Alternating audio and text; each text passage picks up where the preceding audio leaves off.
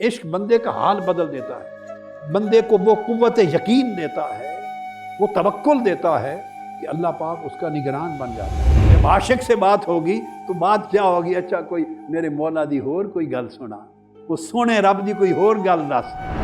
سارا دن دنیا ہوس دنیا میں برباد کرنے والوں، کس کے پاس ہم میں گارنٹی ہے کہ ہمیں اس کے بعد توبہ کرنے کی فرصت مل جائے؟ فسق و فجور کے حملوں میں اور بد اخلاقی کے حملوں میں نوجوان نسلوں کے اخلاق کو بچانا۔ یہ محبتیں زندگی کی ساری محبتوں کے اوپر چھا جانی چاہیے۔ اللہ کے لیے اس بھول سے نکل آؤ، اللہ کی یاد کی طرف آ جاؤ، اس کی محبت کی طرف، اس کے عشق کی طرف، فنائیت کی طرف زندگی بدل لو۔ یہ درندگی ہے جو ہم گزار رہے ہیں۔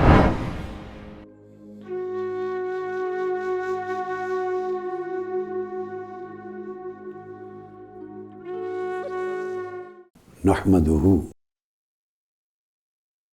ونصلی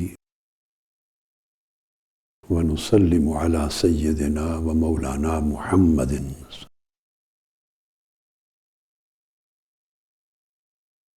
رسولہ النبی الامین المکین الحنین الکریم الرؤوف الرحیم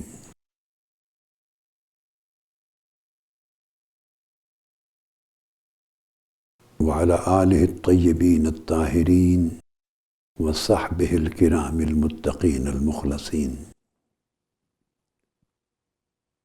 اما بعد، اعوذ باللہ من الشیطان الرجیم، بسم اللہ الرحمن الرحیم۔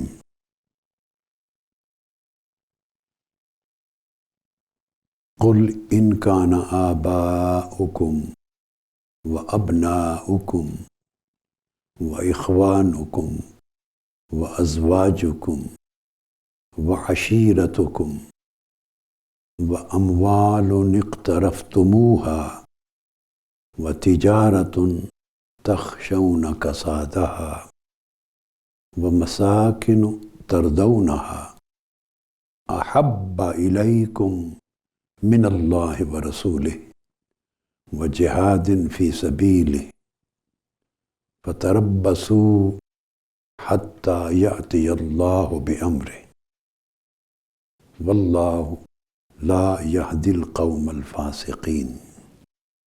صدق اللہ مولانا العظیم۔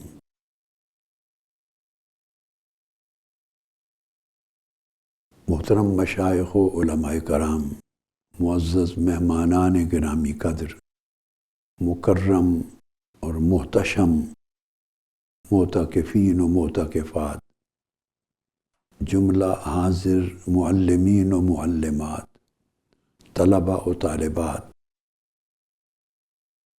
اور سمعی بصری طریق سے دنیا بھر سے اس مجلس کے ساتھ منسلک ناظرین و ناظرات اور سامعین و سامعات، السلام علیکم ورحمۃ اللہ وبرکاتہ۔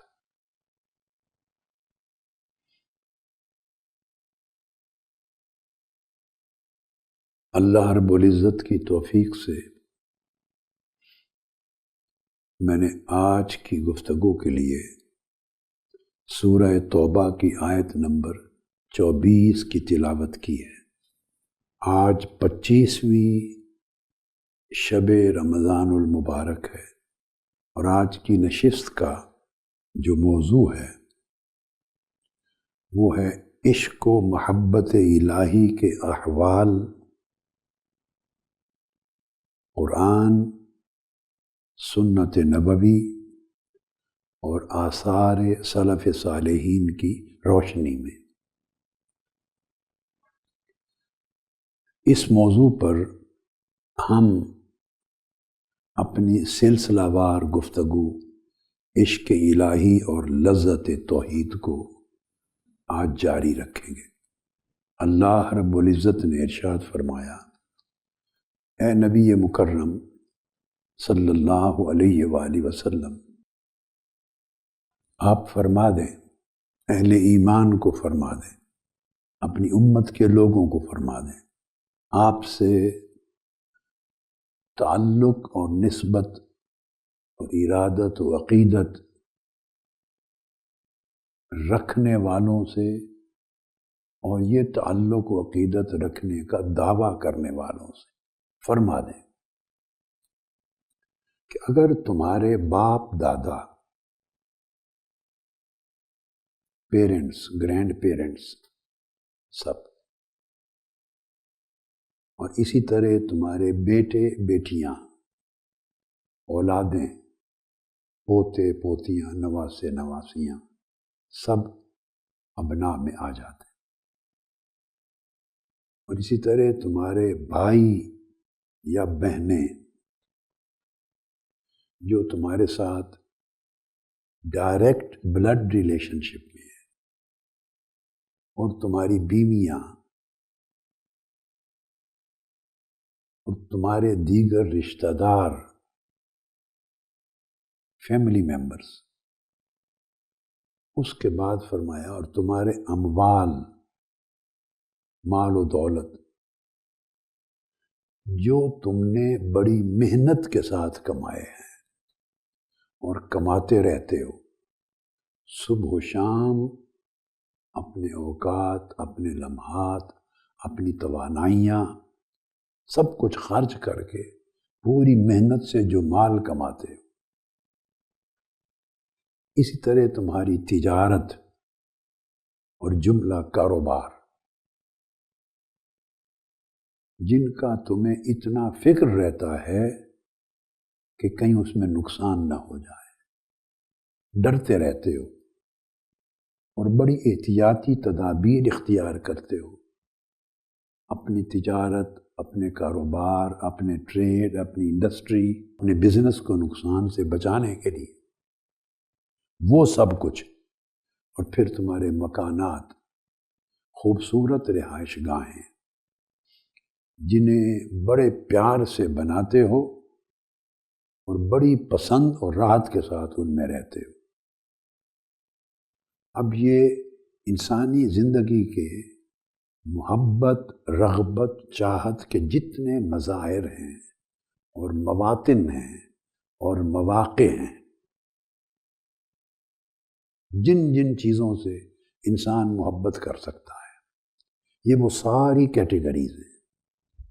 اس میں خونی رشتے بھی ہیں، آبا و اجداد بھی ہیں، اولادیں اور نسلیں بھی ہیں، بیویاں بھی ہیں، اعزاء اقارب بھی ہیں، بہن بھائی بھی ہیں، کاروبار بھی ہیں، تجارت بھی ہے، کمائی ہوئی دولت اور پیسہ بھی ہے، گھر بار بھی ہیں، سارا کچھ شامل کر کے فرمایا اگر یہ سب چیزیں تمہیں اللہ اور اس کے رسول اور اس کی راہ میں جد و جہد کرنا، ان تین چیزوں سے زیادہ محبوب ہوں، اگر ان تمام چیزوں کی محبت اللہ کی محبت سے بڑھ جائے، اللہ کے رسول کی محبت سے بڑھ جائے، اللہ کے دین پر کی جانے والی محنت اور اس کی خدمت کی محبت سے بڑھ جائے، تو پھر اللہ کی بارگاہ سے عذاب کے آنے کا انتظار کرو، اور اللہ نافرمان لوگوں کو ہدایت نہیں فرماتا۔ یہ ہے میسج اللہ رب العزت کا، قرآنک میسج جو آج کی آیت کریمہ میں اللہ پاک نے بیان کیا اور ہم تک پہنچایا۔ اب اسی مناسبت سے ایک بات میرے ذہن میں آئی ہے، اور وہ توجہ سے سننے اور سمجھنے والی۔ آج جس جگہ پہ آپ آئے بیٹھے، اس کا آغاز 40 سال قبل ہوا تھا۔ ایام حج میں مکہ معظمہ میں یہ جگہ دکھائی گئی۔ اس سے قبل ماڈل ٹاؤن جہاں سیکریٹریٹ ہے وہ ہم لے چکے تھے، اس کی تعمیر شروع ہو چکی تھی۔ یہ ٹاؤن شپ کی جگہ کی بات کر رہا ہوں۔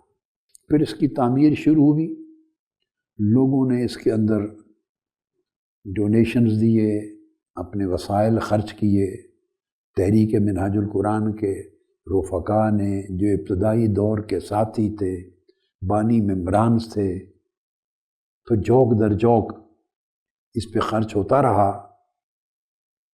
اور یہ جگہ تعمیر ہونے لگ گئی۔ تو بعد ازاں پھر یہ یونیورسٹی کی عمارت بنی، پھر شریعہ کالج بنا، پھر گرلز کالج بنا، پھر جامع المنہاج بنی آج، جس نہایت ہی خوبصورت اللہ کے گھر میں اعتکاف ہو رہا ہے۔ پھر اس کی توسیعات ہوتی چلی گئی، پھر یہاں اعتکاف شروع ہو گیا۔ یہ ساری بہاریں ہیں، اس میں اللہ رب العزت نے جو قائم کی، جن جن لوگوں کو توفیق ہوئی وہ اس میں حصہ ڈالتے رہے۔ افرادی قوت شامل ہوئی، مالی قوت شامل ہوئی، وسائل شامل ہوئے، سیکریٹریٹ بنتا رہا۔ اور ایک نامور صحافی ہیں پاکستان میں، میرے ذہن میں یاد آ رہا ہے کہ جب سیکریٹریٹ بن رہا تھا تو ہم کروڑوں کے منصوبے بناتے تھے، شروع کر دیتے تھے۔ تو کسی موقع پر انہوں نے خطاب کرتے ہوئے منہاج القرآن میں یہ بات کہی تھی، مجمع عام میں ایک جلسہ میں، کہ لوگ پہلے فائنانشل فیزیبلٹی بناتے ہیں، اپنے وسائل کا تخمینہ کرتے ہیں اور پھر پلاننگ کر کے کام کا آغاز کرتے ہیں۔ اس کے بعد انہوں نے میرا نام لیا اور کہنے لگے میرا نام لے کر کہ ان کو عجیب دیکھا ہے کہ یہ پہلے منصوبہ بنا کے شروع کرتے ہیں اور وسائل خود بخود پیچھے آتے چلے جاتے ہیں۔ تو میں نے انہیں کہا کہ اس میں نہ میری منصوبہ بندی ہے اور نہ وسائل کے تخمینے کا میٹر ہے، یہ تو اللہ کا امر ہوتا ہے تو ہو جاتا ہے۔ ہم تو ایک تنکے کی حیثیت بھی نہیں رکھتے، ایک ریت اور خاک کے چھوٹے سے ذرے جتنی بھی ہماری حیثیت نہیں۔ ابھی آپ اس مسجد کو میں دیکھ رہا ہوں، جامع المنہاج کی چھت کو دیکھیں، اندر کے حال کو دیکھیں، باہر کے دروازے دیکھیں، دیواریں دیکھیں، مرکزی مسجد کو دیکھیں، منہاج یونیورسٹی مسجد کو دیکھیں، گوشہ درود کو دیکھیں، اور آپ اس خوبصورت مسجد کو دیکھیں، لگتا نہیں ہے کہ آپ پاکستان میں کسی مسجد کو دیکھ رہے ہیں۔ اللہ رب العزت نے کیا کیا خوبصورت مناظر منہاج القرآن کے طفیل اس ملک کو، اس خطے کو عطا کر دیے ہیں، اور کتنے شایان شان طریقے سے ان جگہوں کو بنایا ہے جہاں اللہ کے دین کا ذکر ہوتا ہے، جہاں اللہ کا ذکر ہوتا ہے، اس کو ظاہری شان و شوکت اور جاہ و جلالت بھی دی ہے، اس کو باطنی اور روحانی شان و شوکت اور جاہ و جلالت بھی دی ہے۔ اور تشنگان علم، تشنگان ہدایت، تشنگان دین، تشنگان تربیت کہاں کہاں سے آتے ہیں، ملک کے اطراف و اکناف سے اور دنیا کے مشرق و مغرب سے، ساری دنیا سے آتے ہیں اور سیراب ہوتے ہیں۔ اور اب یہ اعتکاف ہے، ہزار کی تعداد میں ایک سمندر ہے معتکفین کا، اور اس سمت جہاں گرلز کالج ہے، جہاں العظمیہ کا فیز 1 ہے، جہاں منہاج یونیورسٹی ہے، وہ ساری محفوظ مقامات ہیں جہاں پھر ہماری بہنیں اور بیٹیاں معتکفات ہیں۔ اللہ کا اذن نہ ہو، اللہ کا امر نہ ہو، اللہ کی معونت نہ ہو، اللہ کی امداد نہ ہو، اللہ کی رضا نہ ہو، اللہ کا امر اور فیصلہ نہ ہو، کچھ بھی نہ ہو سکے، ہر چیز بنجر و ویران پڑی رہے، سب اللہ سے ہوتا ہے، اللہ سے، اللہ کی طرف سے، اللہ کے امر سے، من اللہ، باللہ، الاللہ، مع اللہ، سب کچھ اللہ کی طرف سے ہوتا ہے۔ مگر اللہ پاک لوگوں کو زمین پر اپنے کام جاری کرنے کے لیے مدبر بناتا ہے، تدبیر کرنے والے، ملائکہ بھی مدبرات امر ہیں۔ انسانوں کو بھی توفیق دیتا ہے اللہ پاک، جو اللہ کے امر کے ساتھ کام کا حصہ بنے۔ منہاج القرآن انٹرنیشنل کی یہ جگہ اور جامع منہاج کی اعتکاف گاہ اور یہاں منہاج القرآن کا spiritual institute, spiritual centre institute جو منہاج یونیورسٹی میں ہے، جس کی مثل بر صغیر پاک و ہند کے کسی خطے میں آپ کو نظر نہیں آئے گی۔ اس کی مراقبہ گاہ، اس کی ذکر گاہ، جہاں لوگ عملی روحانی تصوف جنیدی سیکھنے آتے ہیں، ابو بکر شبلی کا تصوف سیکھنے آتے ہیں، جنید بغدادی کا تصوف، ذنون مصری کا تصوف سیکھنے آتے ہیں، سری سقطی کا تصوف، بشر الحافی کا تصوف، باجزید بستامی کا تصوف، سیدنا علی حجویری کا تصوف، سیدنا غوث العظم شیخ الکل سلطان الاولیاء غوث الثقلین سیدی و سندی و مرشدی شیخ عبد القادر محی الدین الجیلانی رضی اللہ تعالیٰ عنہ کا تصوف، قدوۃ الاولیاء، میرے شیخ، میری سند، میرے آقا نعمت، میری روحانی پرورش کرنے والے سیدنا طاہر علاء الدین الگیلانی البغدادی رضی اللہ تعالیٰ عنہ، ان کا تصوف، حضور خواجہ اجمیر کا تصوف، حضرت فرید الدین بابا گنج شکر کا تصوف، خواجہ نظام الدین اولیاء کا تصوف، خواجہ قطب الدین بختیار کاکی کا تصوف، حضرت سلطان باہو کا تصوف، حضرت شاہ نقش بند کا تصوف، حضرت شیخ سہرورد کا تصوف، شہاب الدین سہروردی کا، حضرت غوث بہاؤالدین زکریہ ملتانی کا تصوف۔ جو مصادر ہیں ان کی حقیقی روح سیکھنے آتے ہیں، اپنے اعمال بدلتے ہیں، اپنے احوال بدلتے ہیں، پھر عقائد کی اصلاح کرتے ہیں، اپنے ایمان کی حفاظت کرتے ہیں، اپنے اخلاق، سیرت اور کردار کو سنوارتے ہیں۔ کتنا بڑا کام ہو رہا ہے، اور یہ جو فیض لے کے جائیں گے، اگر یہ اپنی نسلوں کو منتقل کریں گے تو ان کے گھر روشن ہو جائیں گے، یہ نور ان کی نسلوں کو منتقل ہوگا، اور نسل در نسل چلا تو صدقہ جاریہ ہوگا۔ ان کی قبروں میں بھی وہ فیض، وہ نور اللہ کے ذو شفاعت کرنے والا بنے گا۔ کفر کے حملے ہیں ہر طرف سے، فسق و فجور کے، ٹی وی کھولو تو کفر اور فسق و فجور، سیل فون کھولو فسق و فجور، اسکول میں جاؤ تعلیم کے علاوہ دوستوں کے ساتھ فسق و فجور، فحاشی، عریانی، بے حیائی، دین دشمنی، دین کا خاتمہ، اخلاق کا خاتمہ، سیرت کا خاتمہ، نیک اقدار کا خاتمہ، انسانیت کا خاتمہ، ہر طرف سے حرام کاری ہے، حرام خوری ہے، حلال و حرام کا فرق مٹ گیا ہے، گالیاں ہیں سننے کے لیے، نفرتیں ہیں، کوتاہیاں ہیں، غیبتیں ہیں، چغلیاں ہیں، حسد ہیں، بغض ہیں، ایک دوسرے پر تہمت ہے۔ یہ ایک عجیب دنیا ہے، دیکھتے ہوئے لگتا ہے کہ شاید جہنم کا عکس آ گیا ہے ہمارے معاشرے میں، یا اس زمانے میں ایک گویا جہنم میں جی رہے ہیں۔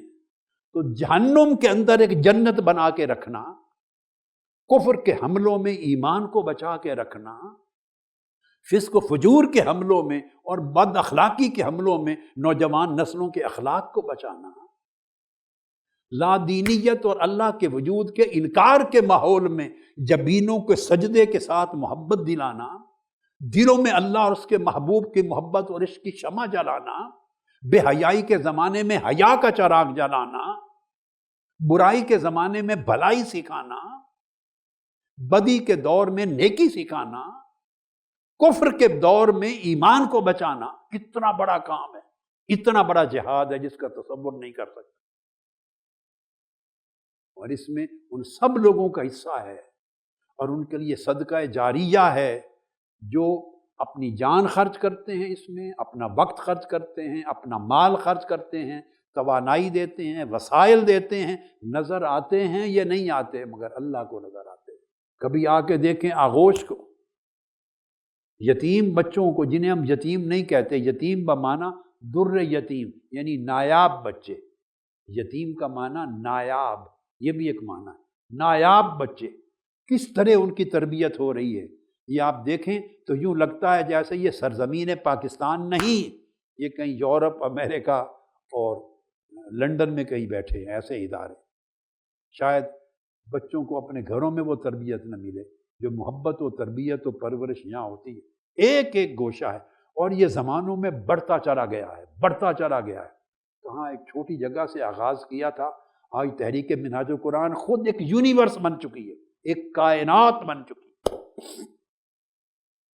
اللہ کی رحمتیں ہیں اور اللہ کی برکتیں ہیں اور آقا علیہ الصلوۃ والسلام کی شفقتیں اور عنایتیں۔ اللہ سلامت رکھے آپ کو۔ حاضرین محترم، جو آیہ کریمہ میں نے پڑھی، اللہ رب العزت نے 3 محبتوں کو آخر پہ بیان کر کے فرمایا یہ 3 محبتیں زندگی کی ساری محبتوں کے اوپر چھا جانی چاہیے۔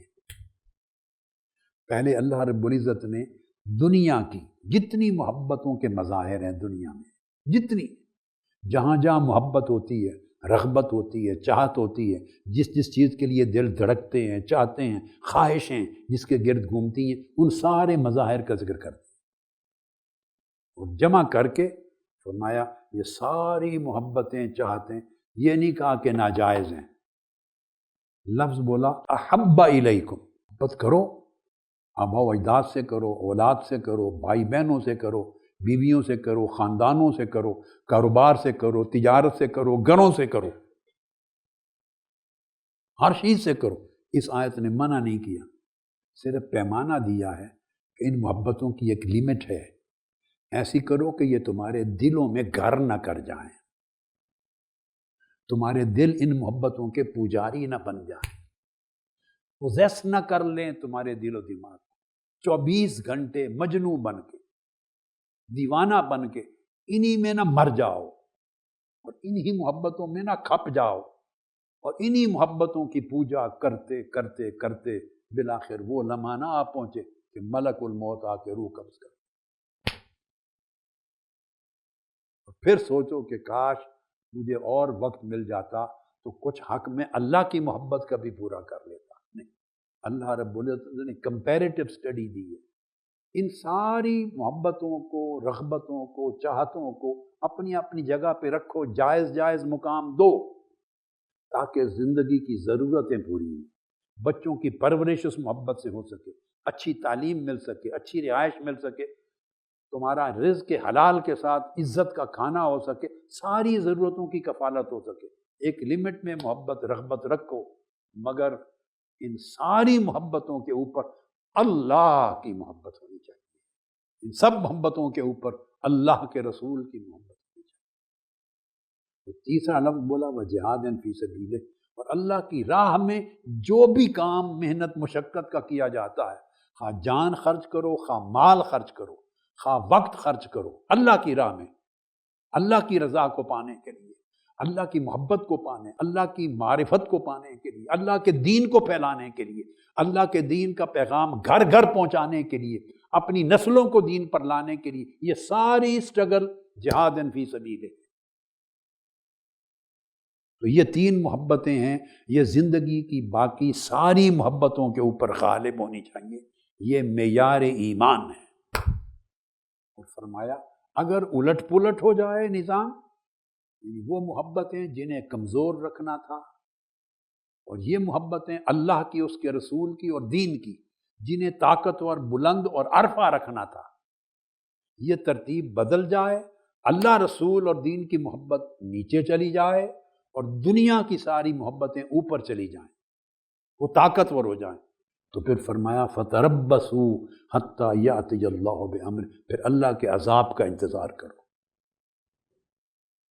اللہ کے عذاب کا۔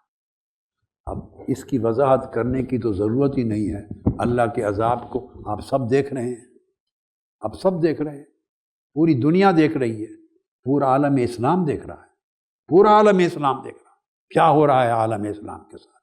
حکمران موجود ہیں، حکومتیں موجود ہیں، افواج موجود ہیں، ملک موجود ہیں، سوسائٹیز موجود ہیں، مگر اللہ کا عذاب جب آتا ہے تو کسی کا کچھ نہیں بچتا، لوگ غلاموں اور قیدیوں سے بھی بدتر ہو جاتے ہیں۔ ٹھیک ہے، ہم سب کے حالات تو نہیں بدل سکتے، ساری دنیا کے حالات تو نہیں بدل سکتے، اس کے فیکٹرز بہت زیادہ بڑے اور وسیع ہیں، مگر اپنے آپ کو تو بدل سکتے، بس چھوٹا سا کام سونپ رہا ہوں، آپ چاہیں کہ ساری دنیا میں انقلاب لے آئے تو 56 ملک جہاں موجود ہیں وہاں آپ کیا انقلاب لائیں گے؟ چاہے پورے ملک میں انقلاب لے آئیں، بڑا مشکل کام ہے، 25-27 کروڑ کی آبادی کا ملک ہے، آپ اس میں کیسے انقلاب لائیں گے؟ ایسا انقلاب بتاتا ہوں کہ جو ہر ایک کے لیے ممکن ہے، ہر ایک کے لیے، وہ یہ کہ اپنے اندر انقلاب لے آؤ۔ اس میں کوئی آپ کے ہاتھ نہیں روکے گا۔ ہاتھ اٹھائیں، یہ مشکل ہے یا آسان ہے؟ اپنے اندر انقلاب لانا، بتائیں مجھے، ایمانداری سے کہیے بھئی اپنے اندر کی دنیا میں تو انقلاب لا سکتے ہیں۔ آپ کے اندر بھی ایک ملک ہے، آپ کے اندر بھی ایک شہر ہے، آپ کے اندر بھی ایک دنیا آباد ہے، اس میں تو انقلاب لا سکتے ہیں۔ یہ ذہن ہے، اس میں تو انقلاب لا سکتے ہیں۔ دماغ میں سوچوں کی دنیا ہے، وہ تو بدل سکتے ہیں۔ دل میں خواہشوں کی دنیا ہے، وہاں تو انقلاب لا سکتے ہیں۔ نفس کے اندر تو انقلاب لا سکتے ہیں۔ وہی جو محنت اور ریاضت اور مشقت باہر کرنی ہے وہ اندر کر لو۔ یہ اس انقلاب کی ساری ایکسرسائز ہے، پریکٹس ہو رہی ہے۔ اپنے من میں انقلاب لاؤ، اور اس انقلاب کی بنیاد عشق الہی ہے۔ حضور علیہ الصلوۃ والسلام نے فرمایا، متفق علیہ حدیث ہے، آقا علیہ السلام نے فرمایا، قال ثلاث من کن فیہ وجد حلاوت الایمان، ان یکون اللہ ورسولہ احب الیہ مما سواہما۔ حدیث میں 3 چیزیں فرمائی کہ 3 چیزیں ہیں، جس شخص میں یہ 3 چیزیں پائی جائیں اس نے ایمان کی حلاوت چکھ لی، گویا اس نے ایمان کا مزہ چکھا، اس نے ایمان کا ذائقہ چکھا۔ جس میں یہ 3 چیزیں پائی جائیں، تو آقا علیہ الصلوۃ والسلام نے ارشاد فرمایا کہ ان 3 چیزوں کے ساتھ اس نے ایمان کی جو حلاوت اور مٹھاس ہے، خوبصورت حلاوت والا مٹھاس والا ذائقہ، وہ چکھا۔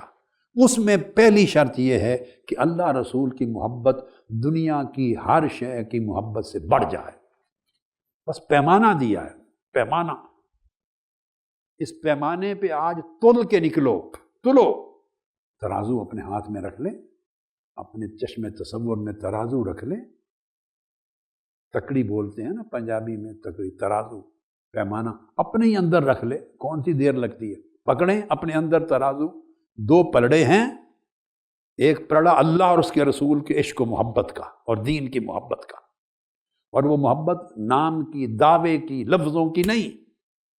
دعوے بڑے ہیں، نعرے بڑے ہیں اس قوم میں۔ محبت اپنی حقیقت کے ساتھ، اس معنی کے ساتھ جو آپ 4 راتیں سے سنتے آ رہے ہیں، جس محبت میں حقیقت ہو، جس عشق میں حقیقت ہو، معنویت ہو، اس کے شواہد ہوں، وہ نظر آئے، اپنی حقیقت کے ساتھ، علامات کے ساتھ، اثرات کے ساتھ، اس محبت کو رکھ لو۔ ادھر دنیا کی محبتیں رکھ لیں، ایک ایک پلڑے میں، دیکھیں آپ کے ترازو کا حال کیا ہوتا ہے، خود دیکھ لیں۔ اگر اللہ کی محبت اور اللہ کے رسول دین کی محبت کا پلڑا بہت بھاری نہیں ہوتا، تو خدا کے لیے اس اعتکاف سے برابر تو کر کے جاؤ۔ اگر بھاری نہیں کر سکتے، دین، اللہ اور اللہ کی مخلوق دنیا، ان دونوں محبتوں کا پلڑا کم سے کم برابر تو کرتے جاؤ۔ ایمان کی شرط پوری نہیں ہوگی، بتا رہا ہوں، ایک سفر شروع ہوگا، بس ایمان کی شرط پوری نہیں ہوگی۔ ایمان کی شرط ہوگی جب اللہ کی محبت کا پلڑا نیچے بھاری ہو اور دنیا کی ساری محبتوں کا پلڑا ہلکا ہو کے اوپر ہو جائے، تب ایمان کا ذائقہ چکھو گے، تب ذائقہ چکھو گے۔ ایک ہے پورا کھانا کھانا،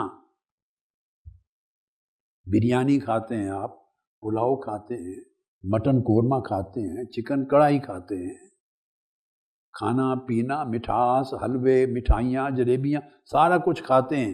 کھانے کی بات نہیں ہو رہی کہ ایمان سے بھر جاؤ گے، نہیں، فرمایا آقا علیہ السلام نے کہ ایمان کی حلاوت، مٹھاس چکھو گے۔ اگر دنیا کی محبتوں کے مقابلے میں اللہ رسول کی محبت بڑھ جائے تو مٹھاس چکھو گے۔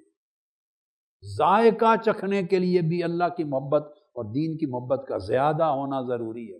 اور اگر چاہیں کہ آپ کا سارا من عشق الہی سے بھر جائے، محبت رسول سے بھر جائے، دین کی محبت سے بھر جائے، تو پھر بڑا فرق ہے، بڑا فرق ہے۔ پھر دنیا ایک مچھر کے پر کے برابر بھی اہمیت نہیں رکھتی۔ پھر آدمی کماتا ہے رزق حلال سمجھ کر، ایک رتی حرام کی کمائی نہیں لاتا، پھر وہ رزق حلال کی نیت سے کماتا ہے تاکہ میں اولاد کا حق بھی ادا کروں اور اللہ کے دین پر بھی خرچ کروں، پھر وہ کمانا بھی عبادت بن جاتا ہے۔ دفتر میں بیٹھنا عبادت، پھر اسکول کالج یونیورسٹی جانا، علم حاصل کروں تاکہ اس علم کے ذریعے میں اللہ کے دین کی مدد کروں، میں اور معرفت حاصل کروں، انسانیت کی خدمت کروں۔ جوں جوں آپ کی نیت میں خیر بڑھتی چلی جاتی ہے، نیت میں اللہ کی محبت، اللہ کے امر کی اطاعت، اللہ کی تابعداری، آقا کی تابعداری نیت میں جوں جوں داخل ہوتی چلی جاتی ہے، تو آپ کا ہر کام پاکیزہ بھی ہوتا چلا جاتا ہے، اور وہ کام دنیاوی بھی ہو بھلے تب یہ عبادت بنتا چلا جاتا ہے۔ پھر ساری دنیا داری عبادت بن جاتی ہے، وہ دینداری ہو جاتی ہے۔ دنیا داری میں بھی دینداری بن جاتی ہے، بشرطے کہ دنیا داری ہاتھ میں ہو، محنت میں ہو، دل میں نہ ہو۔ ہمارے دل دنیا دار ہو گئے، ہمارے دل کو سوجتا ہی کچھ نہیں مال کے سوا، مال، دولت، پیسہ، عزت، طاقت، سلوٹ ماریں، کرسی، مقام، شہرت، یہ سارے تباہ کر دینے والے حالات، برباد کر دینے والے حالات، ایمان کو بھسم کر کے جلا دینے والے حالات، ہم یہ زندگی گزار رہے ہیں، دھوکے کی زندگی۔ کبھی سوچا کہ اچانک کوئی آئے گا دبوچ لے گا؟ میں آپ کو ایک واقعہ ذاتی زندگی کا سناتا ہوں کہ کیسے موت آتی ہے۔ کیسے؟ میرے چچا جان تھے، حضور فرید ملت رحمۃ اللہ تعالی علیہ کے چھوٹے بھائی، حسن بھائی اور حسین بھائی کے نانا جان، مہر غلام محمد صاحب، کہ موت کیسے آتی ہے۔ وہ تحصیلدار تھے، مہاجرین شکرگڑھ نارووال کے آئے تھے، کوئی اس زمانے 1971 میں یہ جو بارڈر پر انڈیا کے ساتھ کشیدگیاں اور جنگ وغیرہ ہوئی تھی، تو مہاجرین ڈسکے ان کے کیمپ بنے تھے، ڈسکا میں آباد۔ وہ پورے وہاں کے کیمپوں کے انچارج تھے، پیسے تقسیم کر رہے تھے، چونکہ لوگ بددیانتی کرتے تھے لہذا غریب خاندانوں میں پیسے تقسیم اپنے ہاتھ سے کرتے تھے۔ وہ پیسے تقسیم کر رہے تھے اور کسی کو پیسے دے کے اس کا انگوٹھا لگوا رہے تھے، کاغذ پر انگوٹھا ہاتھ پکڑا ہوا تھا۔ اسی انگوٹھا لگوانے کے عمل کے دوران ان کو ہارٹ اٹیک ہوا اور روح پرواز کر گئی، وفات ہو گئی اسی کنڈیشن۔ اور جب ان کی ڈیڈ باڈی کو لے کے جنگ آئے، ہم نے کپڑا اتارا، اپنی آنکھوں سے دیکھا ان کا ہاتھ اسی طرح بند تھا، اس کے سائن کروا رہے تھے انگوٹھا لگانے کے لیے، ہاتھ پکڑا ہوا تھا، وہ انگلیاں ہاتھ میں اسی طرح بند تھا۔ آج تک وہ منظر مجھے یاد، یعنی انگلیاں کھولنے کی مہلت نہیں ملتی۔ یہ 1972 کی بات ہے۔ کس کے پاس گارنٹی ہے؟ کس کے پاس ضمانت ہے؟ سارا دن دنیا دنیا ہوس دنیا میں برباد کرنے والوں، کس کے پاس ہم میں گارنٹی ہے کہ ہمیں اس کے بعد توبہ کرنے کی فرصت مل جائے گی، اللہ کی طرف رجوع کی فرصت مل جائے گی، اللہ سے دل اور لو لگانے کی فرصت مل جائے گی، پچھلی کوتاہیوں کو معاف کروانے کی فرصت مل جائے گی؟ نہیں، جب وقت آنا ہے، اور وقت چھپا ہوا ہے۔ وقت موت کا ایک ایسا امر ہے جس سے پردہ کسی کے لیے نہیں اٹھتا، بس یہ مخفی ہے۔ جوان ہو یا بوڑھا کوئی گارنٹی نہیں۔ کس کے پاس گارنٹی ہے کہ یکلخت موت آ جائے گی؟ جھوٹ بولتے ہوئے موت آ جائے، دھوکہ کرتے ہوئے موت آ جائے، فراڈ کا کاروبار کرتے ہوئے موت آ جائے، دوسرے سے ظلم زیادتی کرتے ہوئے موت آ جائے، دل میں دوسرے کے لیے غیبت، بغض، اناد رکھا، اسی کنڈیشن میں موت آ جائے، اس دل کے ساتھ اللہ کے حضور پیش ہوں گے، ان کرتوتوں کے ساتھ اللہ کے حضور پیش ہوں گے، ان حالات و واقعات کے ساتھ اللہ کے حضور پیش ہوں گے۔ بدل جانے کے لیے مہلتوں کی تلاش نہ کرو، مہلت نہ تلاش کرو، اسی لمحے بدلو، اور بدلو ایسے کہ پوری زندگی خیر پر رہے۔ اب آپ کو بتاتا ہوں کہ اللہ سے اگر محبت کریں، عشق کریں، تو اس کے صلے کیا کیا ملتے ہیں۔ اگلی حدیث متفق علیہ ہے، حضرت عائشہ صدیقہ رضی اللہ تعالیٰ عنہ روایت کرتی ہیں کہ حضور علیہ الصلوۃ والسلام نے ایک شخص کو ایک محاذ پر بھیجا صحابہ کرام کا لیڈر بنا کر. وہ صحابی جماعت کراتا تھا، امیر تھا لشکر کا. جب بھی وہ نماز پڑھاتا تو ہر رکعت سورہ اخلاص پہ ختم کرتا، سورہ فاتحہ پڑھتا، بھلے کوئی اور سورت پڑھتا، مگر ہر رکعت کا اینڈ پھر سورہ اخلاص پہ کرتا. قل واللہ احد کی صورت ہر رکعت میں یقیناً پڑھتا تھا. اب میں آپ کو بتاتا ہوں کہ ہم ہی بے وفا ہیں، ادھر سے وفا ہر وقت منتظر رہتی ہے، اللہ کا کرم منتظر رہتا ہے. ہم کٹ گئے. واپس پلٹے تو صحابہ کرام نے عرض کیا یا رسول اللہ، یہ جس کو آپ نے ہمارے لشکر کا امیر بنایا تھا یہ ہر رکعت کا اختتام سورہ اخلاص پہ کرتا تھا، قل واللہ احد. اب آقا علیہ الصلوۃ والسلام نے فرمایا، سنیے، وقال صلوہ لأی شیء یصنع ذلک. صحابہ سے کہا، خود نہیں پوچھا اس سے، انہی صحابہ کو کہا جنہوں نے آ کے یہ تذکرہ کیا. فرمایا کہ جاؤ اس کے پاس پوچھو تو صحیح کہ کس وجہ سے وہ یہ کام کرتا تھا، ہر رکعت میں سورہ فاتحہ کوئی اور سورت آیات پڑھ کے اینڈ پر ہر بار اخلاص قل هو اللہ احد کیوں پڑھتا تھا، اس سے جا کے پوچھو کیا وجہ. فسألوہ، انہوں نے جا کے پوچھا. فقال لأنها صفت الرحمن، اس صورت میں میرے پیارے رب کی صفتیں بیان ہوئی ہیں، اللہ کی صفتیں بیان ہوئی ہیں. قل هو اللہ احد، وہ بالکل یکتا و تنہا ایک ہے، اس جیسا اور کوئی نہیں. وہ بے نیاز ہے، اسے کسی کی محتاجی نہیں، اس جیسا کوئی نہیں، نہ وہ کسی سے پیدا ہوا نہ اس سے کوئی پیدا ہوا، نہ اس کے کوئی برابر نہ مثیل. یعنی اس کی شانیں صفتیں بیان ہوئی ہیں، کمال بیان ہوئے.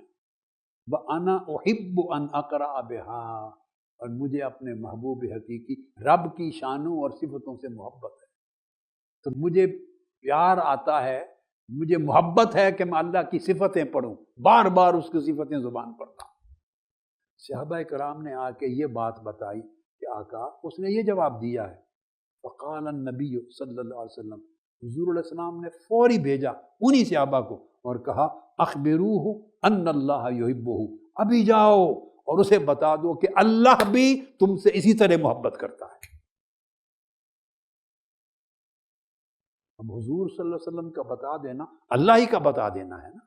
فرمایا اسے جا کے بتا دو جیسے تمہیں اپنے محبوب کی صفتوں سے پیار ہے اس کو تمہارے ساتھ پیار ہے، تم بھی اللہ کی صفتوں سے پیار کرنے والے بن جاؤ، تم بھی اللہ کی شانوں کے ساتھ پیار کرنے والے بن جاؤ. یہ تو اس نے کہا اللہ کی صفتوں سے پیار ہے. آقا نے فرمایا کہ جاؤ بتا دو کہ اللہ بھی تمہیں پیار کرتا ہے. اور اگر جملہ نکل جاتا کہ اس کی ذات سے پیار ہے تو اندازہ کریں اللہ کی محبت کا عالم کیا ہوتا. وہ کہتا کہ میں تیری ذات سے پیار کرتا. اور یہ حدیث اسی طرح کا واقعہ ایک اور بھی ہے، اسے حضرت انس ابن مالک نے روایت کیا.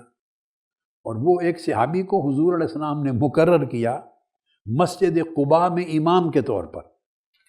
یہ جو حدیث ہے یہ بھی صحیح بخاری میں ہے جو اب کوٹ کر رہا ہوں. وہ جب بھی کوئی سورت شروع کرتا یعنی کوئی رکعت تو سورت پڑھ کے اس کے بعد اینڈ پر پھر وہ بھی قل واللہ احد پڑھتا. اس کا بھی یہ عمل تھا. صحابہ کرام نے آ کے عرض کر دیا یا رسول اللہ، آپ نے جیسے امام مقرر کیا ہے وہ ہر رکعت میں کوئی بھی سورت پڑھ کے تو اینڈ پر قل واللہ احد پڑھتا ہے ہر جگہ. میں نے آپ کو وظیفہ دیا کہ نہیں، قل واللہ احد پوری سورت 40 دن پھر 40 دن پھر 40 دن 120 دن بعد کریں اور آپ خود اپنے اندر جھانک کے دیکھیں کہ کیا ہو گیا ہے. بس اللہ پاک بہت کچھ کر دے گا. انہوں نے خبر دی. آقا علیہ السلام نے پوچھا اسے پوچھو. فقال انی احبها، اس جگہ اس نے لفظ بولا، ذرا فرق دیکھی، میں اس صورت سے محبت کرتا ہوں. اب میں 2 حدیثیں اس لیے سنائی ہیں ایک مضمون سے ملتی جلتی کہ اس میں جواب میں فرق ہے. اس نے کہا انی احبها، مجھے اس صورت سے محبت ہے، یہ لفظ بولا. فقال، آقا علیہ السلام نے جواب دیا حبک ایہا ادخلک الجنہ، اس صورت سے یہ تیری محبت ہے، اس محبت نے تمہیں جنت میں داخل کر دیا۔ اس صحابی نے یہ ذکر نہیں کیا کہ اس میں میرے مولا کی صفتیں ہیں، میرے محبوب کی شانیں ہیں، میں ان صفتوں سے پیار کرتا ہوں، یہ یوں جواب نہیں دیا۔ اس نے کہا میں اس صورت سے پیار کرتا ہوں۔ حضور نے فرمایا پھر یہ محبت تجھے جنت لے گئی۔ تو اس نے صورت سے پیار کی تو صورت اخلاص اسے جنت لے گئی۔ اس نے کہا اس میں میرے محبوب کی صفتیں ہیں میرے رب کی۔ آقا نے فرمایا اگر یہ بات ہے تو بتا دو رب بھی تجھ سے محبت کرتا ہے۔ فرق آ گیا بات۔ اسی لیے میں محبت ذاتی کی طرف آپ کو لا رہا ہوں۔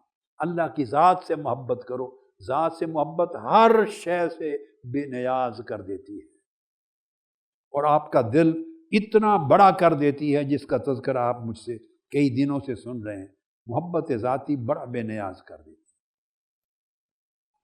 اس لیے آقا علیہ الصلوۃ والسلام دعا فرماتے تو دعائے محبت فرماتے، اللہ سے محبت مانگتے۔ اور دیکھیے محبت کے کیا کیا زاویے تھے جن کو آقا علیہ السلام طلب فرماتے۔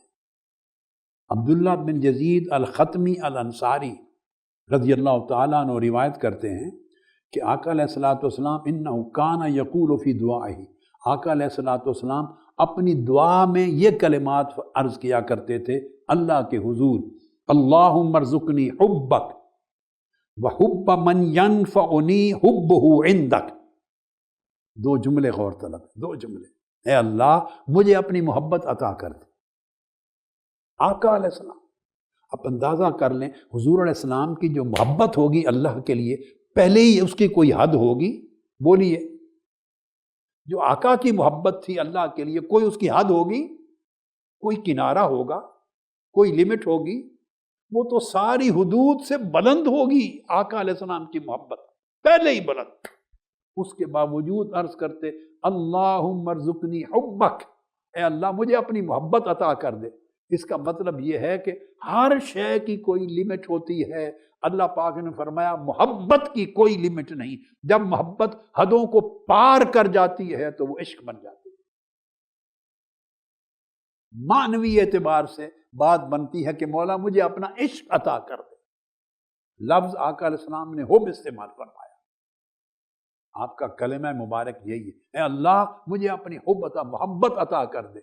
یعنی کتنی محبت کا کمال پہلے آقا کی بارگاہ میں اللہ نے عطا کر رکھا ہے کہ غار حرا میں 40 راتیں سر جھکا کے کھانے پینے کی بھی پرواہ کیے بغیر اللہ سے لو لگا کے بیٹھے ہیں۔ وہاں سے سفر شروع ہوا ہے، اور اب وہ محبت کا سفر کہاں تک جا پہنچا ہوگا۔ وہ محبت کا سفر اتنا تو پرواز جا کے پہنچا ہوگا کہ وہ آسمانوں سے بھی گزر گئی، وہ محبت آقا کے ساتھ۔ وہ سدرۃ المنتہا عرش معلیٰ سے بھی گزر گئی، عالم مکان کی حدود کو پیچھے چھوڑ گئی، لا مکان میں گزر گئی، مقام قعبہ قوسین تک جا پہنچی، اور اتنا آگے پہنچی کہ حکم ہوا ثم دنا فتدلی فکان قاب قوسین او ادنی، 2 کمانوں کا فاصلہ رہ گیا۔ محبت کہاں تک لے گئی؟ یا اس سے بھی کم فاصلہ رہ گیا۔ قرب کے اس مقام پر پہنچ کر بھی آقا عرض کرتے ہیں اللہم ارزقنی حبک، اے اللہ مجھے اپنی محبت عطا کر دے۔ وہ محبت اتنی مانگو، اتنی طلب کرو، اتنی بڑھاؤ کہ اس کی کوئی حد نہیں ہے۔ ہر محبت اللہ کی محبت کے سوا نیچے دب جائے، دب جائے۔ اب دوسرا جملہ، ایک عرض کرتے باری تعالیٰ مجھے اپنی محبت عطا کر، اور دوسرا جملہ بڑا لطیف ہے، وہ فرماتے وَحُبَّ مَن يَنفَعُنِي حُبُّهُ عِندَكَ، اور ہر اس شخص کی محبت عطا کر، اس شخص کی بھی محبت دے جس سے محبت کرنا مجھے تیری بارگاہ میں نفع دے۔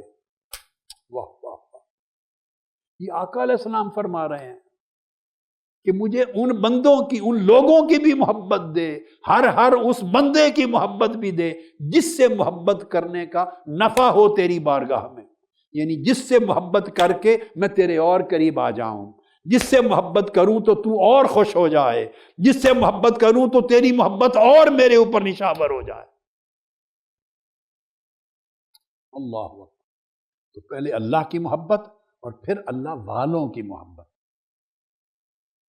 ہر اس شخص کی بھی محبت عطا کر جس کی محبت تیری بارگاہ میں میرے لیے نفع بخش ہے۔ تو اس کی نص سے یہ بات ثابت ہو گئی کہ اللہ سے محبت کرنا، اللہ کے رسول سے محبت کرنا، اور آقا علیہ السلام کی امت میں اللہ والوں سے محبت کرنا، یہ سب ایک ہی ہیرے کے یا موتی کی مختلف شعاعیں ہیں، مختلف رخ ہیں۔ کیونکہ اللہ کے بندے سے محبت ہوگی جو اللہ کا عاشق ہے، کہ اس کے ساتھ محبت بھی آپ کو اللہ کے عشق کی طرف لے جائے گی۔ اللہ کا ذکر کرے گا، اس سے بات کرے گا تو پوچھے گا کوئی اور اللہ دی گل سنا۔ آیا جب عاشق سے بات ہوگی تو بات کیا ہوگی؟ اچھا کوئی میرے مولا دی اور کوئی گل سنا، وہ سونے رب دی کوئی اور گل دس، وہ سونے رب دی اور گل دس، کوئی اور خبر دس۔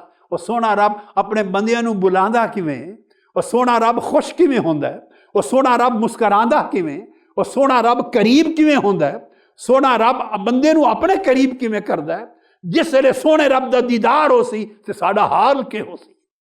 جب عاشق سے بندہ محبت کرتا ہے، قریب بیٹھتا ہے، تو اللہ ہی کی باتیں ہوتی ہے،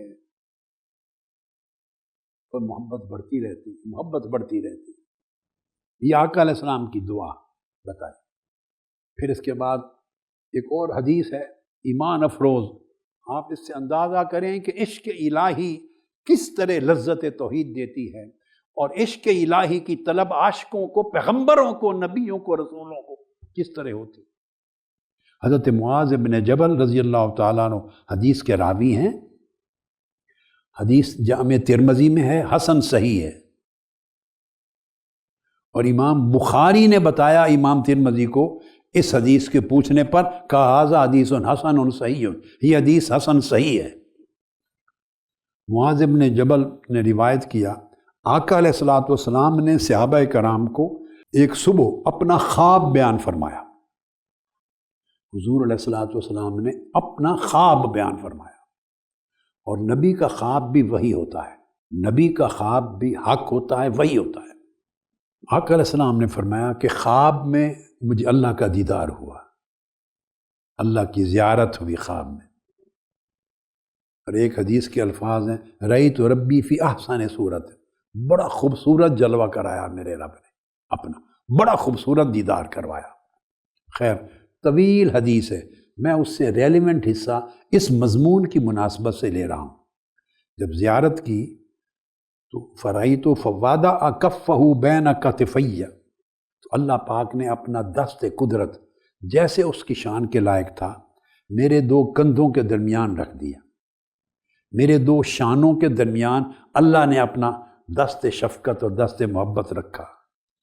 حتیٰ وجدت برد اناملہ بین ثدییہ، اس طرح رکھا کہ میں نے حتیٰ کہ اللہ پاک کی انگلیوں اور پوروں کی جو ٹھنڈک تھی، وہ ٹھنڈک اللہ کی اس محبت کی میں نے اپنے سینے میں محسوس کی، اس کی ٹھنڈک میرے سینے میں آ گئی۔ پھر کیا ہوا؟ فتجلی لی کل شیء وعرفت، تو پھر زمین و آسماں اور مکان و لا مکان اور ساری کائنات کی ہر چیز میرے آگے روشن ہو گئی، اور میں نے ہر چیز کو پہچان لیا۔ یہ اس حدیث پاک کا ایک حصہ ہے، طویل مضمون ہے۔ اب اسی حدیث کے آخری حصے پر آ رہا ہوں۔ پھر اللہ رب العزت سے مکالمہ ہوا، بات چیت ہوئی، پھر اللہ پاک نے فرمایا میرے محبوب سل، مانگ لے، کیا مانگنا ہے، کیا مانگتے ہو؟ دو بدو شرف دیدار ہے، اللہ پاک نے دست شفقت حضور کے کندھوں پر رکھا ہے، اور سینہ پاک اللہ تعالیٰ کی شفقت کی ٹھنڈک سے منور روشن ہو گیا، نور ہی نور ہو گیا۔ پھر پوچھا کیا مانگتے ہو میرے محبوب؟ میں آپ نے جو کچھ مانگا اس کا آخری جملہ جہاں پر یہ حدیث ختم ہو رہی ہے وہ سنا رہا ہوں، یہ کلائمیکس تھا۔ آقا علیہ السلام نے آخری چیز جو مانگی، عرض کیا اسألک حبک، اے اللہ میں تجھ سے تیری محبت مانگتا ہوں۔ ہائے ہائے ہائے، اندازہ کریں کیسا جوہر ہے۔ اس محبت کے بغیر ہے ایمان کی کوئی حیثیت؟ ہے کسی عمل کی کوئی حیثیت؟ ہے کسی تقوی کی کوئی حیثیت؟ اس مقام پر جب اللہ نے پوچھا میرے محبوب مانگ لو، کیا مانگنا ہے؟ عرض کیا اسألک حبک، اے اللہ تجھ سے تیری محبت مانگتا ہوں۔ اور مانگنے والے آقا علیہ الصلوۃ والسلام، اندازہ کر لیں خود کس مرتبہ محبت پر تھے، اور اس لمحے جب مانگ رہے تھے بیٹھے کہاں تھے؟ اللہ رب العزت کے دو بدو شرف دیدار میں، اس حال میں سامنے رب پوچھ رہا ہے کیا مانگتے ہو میرے حبیب؟ عرض کی اب تیری محبت مانگتا ہوں۔ اور پھر جملہ آگے سنیے، 3 چیزیں مانگی ہیں، 3، یہ آخری جملے میں، اس سے قبل میں نے باقی مضمون چھوڑ دیا۔ آخری جملہ، ایک تو باری تعالیٰ میں تجھ سے تیری محبت مانگتا ہوں، اور کیا مانگتے ہو؟ عرض کیا وَحُبَّ مَن يُحِبُّكَ، اور مولا تیرے عاشقوں کی بھی محبت مانگتا ہوں، جو تجھ سے عشق کرتے ہیں، تجھ سے محبت کرتے ہیں، ان کی محبت بھی عطا کر دے۔ اللہ اکبر! ارے حضور سے بڑا محب کون ہوگا کائنات میں؟ حضور سے بڑا محبوب کون ہوگا اللہ کی بارگاہ میں؟ سارے محبتیں اور سارے عشق تو آقا علیہ السلام کے قدموں پہ سجدہ ریز ہیں، اللہ کے دو بدو بیٹھ کے عرض کرتے ہیں اپنی محبت عطا کر، اور جو تجھ سے محبت کرتے ہیں ان کی محبت عطا کر۔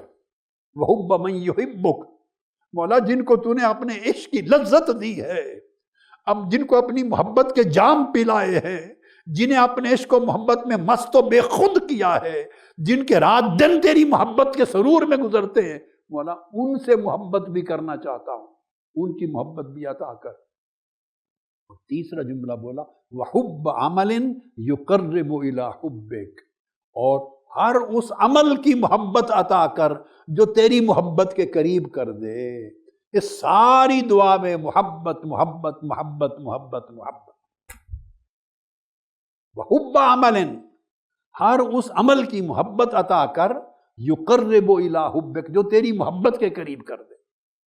گویا ساری دعا کا جو نیوکلیس ہے وہ محبت اور عشق ہے۔ آقا علیہ الصلوۃ والسلام نے پھر فرمایا انہا حق فدرسوها ثم تعلموها، یہ جو میں نے کہا اور بتایا یہ حق ہے، حق ہے، اسے پڑھ لو، سیکھ لو، اور پھر اسے آگے سیکھ کر پھر آگے لوگوں کو بھی سکھاؤ۔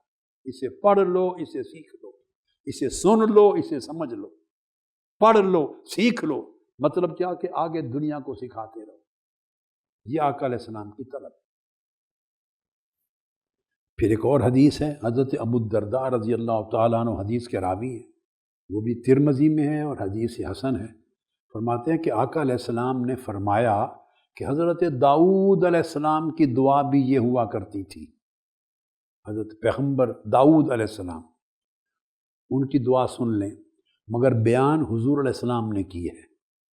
قال قال رسول اللہ صلی اللہ علیہ وآلہ وسلم کان من دعاء داؤد علیہ السلام، آقا علیہ السلام نے بتایا صحابہ کو کہ پیغمبر داؤد علیہ السلام کی دعا بھی یہ تھی۔ کیا دعا؟ اللہم انی اسألک حبک، اے اللہ میں تجھ سے تیری محبت مانگتا ہوں، وحب من یحبک، اور ہر اس شخص کی محبت مانگتا ہوں جو تجھ سے محبت کرتا ہے، یعنی جو تیرا عاشق ہے اس کی محبت بھی دے، والعمل الذی یبلغنی حبک، اور اس عمل کی محبت دے، اور وہ عمل دے جو تیری محبت تک پہنچا دے۔ اللہم اجعل حبک احب الی من نفسی و اہلی و من الماء البارد، آقا نے فرمایا اے اللہ اپنی محبت کو مجھے اتنا عزیز کر دے کہ تیری محبت میری جان سے بھی زیادہ محبوب ہو جائے، تیری محبت میری آل اولاد اور فیملی سے بھی زیادہ محبوب ہو جائے، اور تیری محبت مجھے گرمی کے موسم میں سخت پیاس کے وقت جب ٹھنڈا پانی پیتے ہیں اور جو ٹھنڈک سے سکون سینے کو ملتی ہے اس سے بھی زیادہ سکون اور راحت تیری محبت سے ملنے لگ جائے۔ فرمایا من الماء البارد۔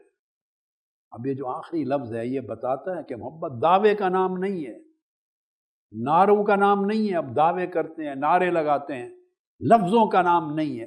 اگر اللہ سے محبت ہو تو دیکھو کہ کیا دل اور سینے فیل کرتے ہیں۔ جیسے ٹھنڈا پانی گرمی کے موسم میں ہم پئیں تو ایک سکون ملتا ہے، راحت ملتی ہے، دھوپ ہو، گرم موسم ہو، سخت پیاس ہو تو ٹھنڈے پانی یا شربت یا جو بھی سکنجبین پیتے ہیں تو اس سے جو سینے کی کیفیت ہوتی ہے، جب تک وہ کیفیت محسوس نہ کرو اپنے دل میں، جان میں، سینوں میں، تو سمجھو کہ اللہ کی محبت چکی نہیں۔ محبت محسوس ہونی چاہیے قلب میں، سینے میں، روح میں، فکر میں، سوچ میں، عمل میں، زاویہ نگاہ میں، طرز عمل میں، سیرت میں، کردار میں، برتاؤ میں محبت محسوس ہونی چاہیے۔ اب ایک حدیث سنیے، اور آقا علیہ الصلوۃ والسلام کے ایک صحابی تھے حضرت ابو حذیفہ بن عتبہ بن زمعہ۔ تو حضرت ابو حذیفہ کا ایک غلام تھا، اس کا نام تھا سالم۔ تو وہ چونکہ ایمان لائے تھے تو حضرت سالم ہو گئے۔ حضرت ابو حذیفہ کا غلام تھا سالم۔ واقعہ کیا ہے؟ ابو حذیفہ بن عتبہ جو ہیں یہ قریش میں بڑے معزز گھرانے کے فرد، قریشی تھے۔ انہوں نے اپنے غلام سالم کو آزاد کر دیا۔ اب دیکھیے، ایک طرف قریش خاندان، ہم بھی برادریوں میں مرتے ہیں، شادی کرنے کا ٹائم آتا ہے نا، بیٹیوں کی شادی، بیٹوں کی، تو اب تو کم ہو گیا مگر پہلے بہت ہوتا تھا یہ مصیبت۔ ہم اسی صرف جٹاں شادی کرنی، ارائیاں میں شادی کرنی، صرف گجراں میں شادی کرنی، برادری سے باہر شادی نہیں کرنی، برادری کے موتی پوجا ہوتی تھی اسی۔ اب تو کم ہو گیا، بہت کم ہو گیا۔ اب یہ تو دور جاہلیت کا زمانہ ہے، پھر آقا علیہ السلام کا عہد مبارک آ گیا۔ اب حذیفہ نے اپنے غلام سالم کو آزاد کر دیا، اپنا داماد بنا لیا۔ لوگوں نے تانا زنی کی۔ آپ گیس کر سکتے ہیں کہ اس زمانے عالم کیا تھا، سوچیں کیا تھی؟ نسب پرستی اور خاندان پرستی تھی۔ لوگوں نے تانا دیا کہ ایک باعزت خاتون قریش خاندان کی تم نے اپنے آزاد کردہ غلام کے عقد میں نگاہ میں دے دی، اس کی بیوی بنا دی، تانا دیا۔ اب حضرت ابو حذیفہ کا جواب سن لیجیے۔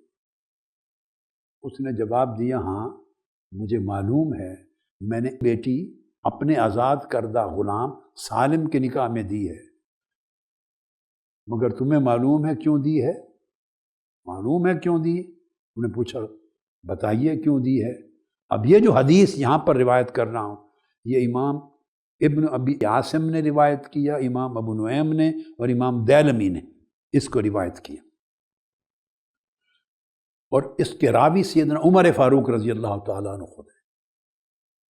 انہوں نے کہا اس لیے کہ سیدنا فاروق اعظم رضی اللہ تعالیٰ عنہ کی حدیث لا رہا ہوں۔ انہوں نے کہا کہ میں نے آقا علیہ السلام سے سنا تھا، حضور علیہ الصلوۃ والسلام نے فرمایا کہ سالم اللہ کا بڑا عاشق ہے۔ واہ واہ واہ واہ، سالم اللہ کا بڑا عاشق ہے، یعنی الفاظ ہیں سیدنا فاروق اعظم رضی اللہ تعالیٰ عنہ۔ وقال ان سالما شدید الحب للہ تعالی، کہ سالم کو اللہ سے بڑی شدید محبت ہے، جس کا معنی میں عاشق کر رہا ہوں۔ اور آپ فرمایا تھا جس نے اللہ کے سچے عاشق کو دیکھنا ہو وہ سالم کو دیکھے۔ میں نے تو آقا علیہ السلام کی وہ بات میرے اندر اتر گئی کہ جس کو آقا علیہ السلام فرمائے اللہ کا عاشق ہے، اس کو رشتہ میں دوں تو تم تانا زنی کرو، اس سے بہتر حقدار کون ہو سکتا ہے؟ تو جو پیمانہ مقرر کیا آقا علیہ السلام نے وہ یہ۔ پھر سیدنا فاروق اعظم رضی اللہ تعالیٰ عنہ ایک اور حدیث روایت کرتے ہیں خود، اور اس کو امام بہقی نے، امام ابو نعیم نے اسناد حسن کے ساتھ روایت کیا کہ آقا علیہ السلام ایک دن تشریف فرما ہے مجلس میں، آپ کے ایک صحابی ہیں مصعب بن عمیر آئے ہیں، آقا علیہ السلام کی طرف آ رہے ہیں، اور انہوں نے مینڈا جو ہوتا ہے مینڈا، اس کی کھال سے لباس بنا رکھا تھا، اپنی کمر کو، ٹانگوں کمر کو لپیٹ رکھا تھا، اس طرح وہ لباس پہنا، اور بڑا فقیر مست حال مینڈے کی کھال کا لباس، ادھوش آ رہا ہے۔ آقا علیہ الصلوۃ والسلام نے صحابہ سے کہا، آواز دی، میری بات سنو، دیکھا انظروا الی ھذا الرجل الذی نور اللہ قلبہ، اس مصعب بن عمیر کی طرف اشارہ کیا، کہا اس شخص کو دیکھو اللہ نے اس کے دل کو اپنے نور سے منور کر دیا ہے، اپنے نور سے روشن کر دیا۔ پھر آقا علیہ السلام نے فرمایا کہ میں نے اس کے بچپن، لڑکپن اور نوجوانی کو دیکھا ہے، اپنے والدین کے ساتھ بڑے بڑے عمدہ کھانے کھاتا تھا، عمدہ عمدہ مشروب پیتا تھا۔ آقا علیہ السلام نے فرمایا میں نے اپنی آنکھوں سے اس کے لباس دیکھے ہیں، اس کی نوجوانی میں بڑی عمدہ پوشاک جو اس وقت 200 درہم کی تھی وہ پہنے ہوئے دیکھی ہے، اس کے وہ حالات بھی دیکھے ہیں، مگر دیکھو اللہ کی اور اس کے رسول کی محبت نے اس کا کیا حال کر دیا ہے۔ اب یہ مینڈے کی کھال باندھ کر کیا مست حال فقیر بنا پھرتا ہے، اللہ کے عشق نے کہاں سے کہاں تک پہنچا دیا ہے۔ آقا علیہ السلام نے فخر اور محبت کے ساتھ مصعب بن عمیر کا یہ منظر بتایا۔ اللہ اکبر، یہ وجہ ہے کہ یہ محبت ہے، محبت ذاتی ہے، جس میں بندہ کسی طمع سے محبت نہیں کرتا، انعامات سے محبت نہیں کرتا، احسانات سے محبت نہیں کرتا۔ باری تعالیٰ تو نے بڑا رزق دیا ہے اس لیے محبت نہیں کرتا، بڑی اولاد دی ہے اس لیے محبت نہیں کرتا، میری اولاد کو بڑا نیک تابعدار بنایا اس لیے محبت نہیں کرتا، زندگی کی سب راحتیں دی ہیں اس لیے محبت نہیں کرتا، نعمتوں کی وجہ سے محبت نہیں کرتا۔ وہ بندہ جو عاشق ہے وہ اللہ سے محبت کرتا ہے، اللہ کی ذات کے باعث، اور سب کچھ اس کی ذات کی خاطر قربان کر دیتا۔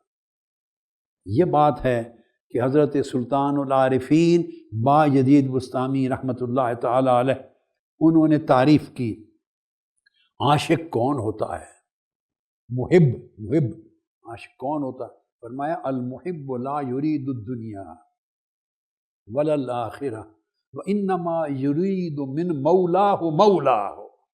عاشق وہ ہے اللہ کا کہ جو نہ دنیا کی طلب کرتا ہے نہ آخرت کی طلب کرتا ہے، وہ صرف اور صرف مولا سے مولا کی طلب کرتا ہے، وہ مولا سے مولا کو مانگتا ہے۔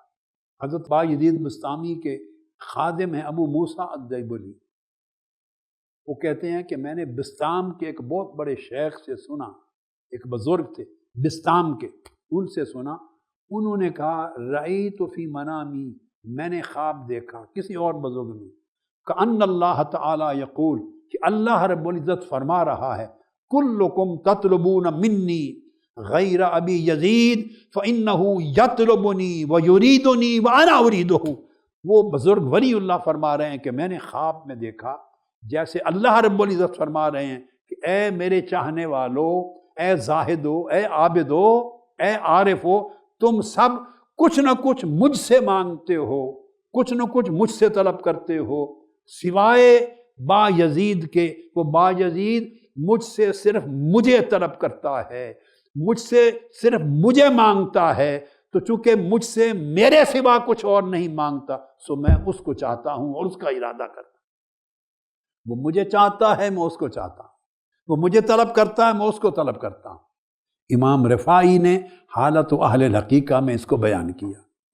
یہ جو قول حضرت شیخ بایزید بسطامی رحمۃ اللہ علیہ کا میں نے آپ کو بیان کیا، اس قول کو شیخ اکبر محی الدین ابن عربی نے لکھا الفتوحات المکیہ میں، اور انہوں نے بڑی دلچسپ انداز کے ساتھ حضرت بایزید بسطامی کا ایک قول لکھا۔ انہوں نے فرمایا کہ بایزید بسطامی فرماتے ہیں میں نے 3 قسموں کے زہد اختیار کیے، یعنی زہد کہتے ہیں دنیا سے یا کسی شے سے دل کا بے رغبت ہو جانا، دل سے کسی رغبت کو نکال دینا، دل سے کسی رغبت کو نکال دینا، یہ زہد ہے۔ فرمایا پہلا زہد تو میں نے دنیا کا کیا کہ دنیا کی رغبت اور محبت اور حرص کو دل سے نکال دیا اور دل پاک کر دیا دنیا کے حرص سے۔ فرماتے ہیں دوسرے مرحلے میں، دوسرے دور میں میں نے آخرت کا زہد اختیار کیا، یعنی جنت کے حور و قصور، حوریں، غلمان، چشمے، محلات اور جو نعمتیں ہیں ان کی چاہت اور ان کی رغبت کو دل سے نکال دیا۔ اور جب میں نے دیکھا کہ دل دنیا کی چاہت سے بھی خالی ہو گیا ہے، دل جنت کی چاہت سے بھی خالی ہو گیا ہے، پھر میں نے تیسرے زہد کو اختیار کیا اور اس زہد میں سوائے اللہ کے سب کچھ دل سے نکال دیا، اللہ کے سوا سب کچھ نکال دیا۔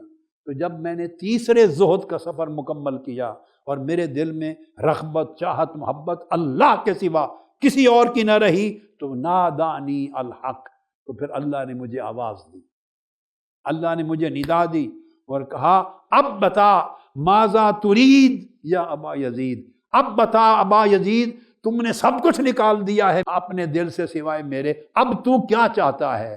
میں نے عرض کیا فَقُلْتُ أُرِيدُ أَن لَا أُرِيدَ إِلَّا مَا تُرِيد، اللہ اب میں یہ چاہتا ہوں کہ میں کچھ بھی نہ چاہوں سوائے اس کے جو تو چاہتا ہے، میرا ارادہ تیرے ارادے میں فنا ہو جائے، میری خواہش تیری خواہش میں فنا ہو جائے، میری طلب تیری طلب میں فنا ہو جائے، اب میرے اندر کوئی طلب، کوئی خواہش، کوئی ارادہ ہی نہ بچے، بس جو تو چاہتا ہے وہی میری چاہت ہو، اب میری چاہت کو بھی اپنی چاہت میں فنا کر دے۔ یہ شیخ اکبر نے الفتوحات المکیہ میں بیان کیا۔ بعض لوگ شیخ اکبر کی بات کو، یہ حضرت با یزید بسطامی کی بات کو شاید اتنا وزنی نہ سمجھیں، اپنا اپنا مذاق علمی، اپنا اپنی ذوق، اپنی اپنی سمجھ، اپنی اپنی طبیعت ہوتی ہے۔ سو میں اب علامہ ابن تیمیہ کو کوٹ کر دیتا ہوں، تو کئی لوگوں کی بات ان کے کہنے سے سمجھ میں آ جائے گی۔ یہی بات علامہ ابن تیمیہ نے، آپ دنگ رہ جائیں گے، مجموع الفتاوی میں لکھی ہے۔ دیکھیے نا، وہ ایک اینڈ پر آتے ہیں اپنے علمی ذوق کے اعتبار سے۔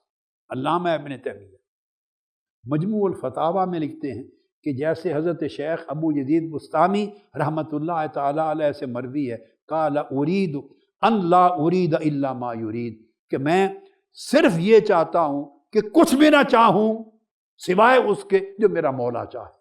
صدق و رکانیت، جب ایسے معتمد لوگ کسی چیز کو لے لیں، قبول کر لیں، روایت کر لیں، حکایت کر لیں، تو اس کے اوپر ایک اعتماد ہوتا ہے۔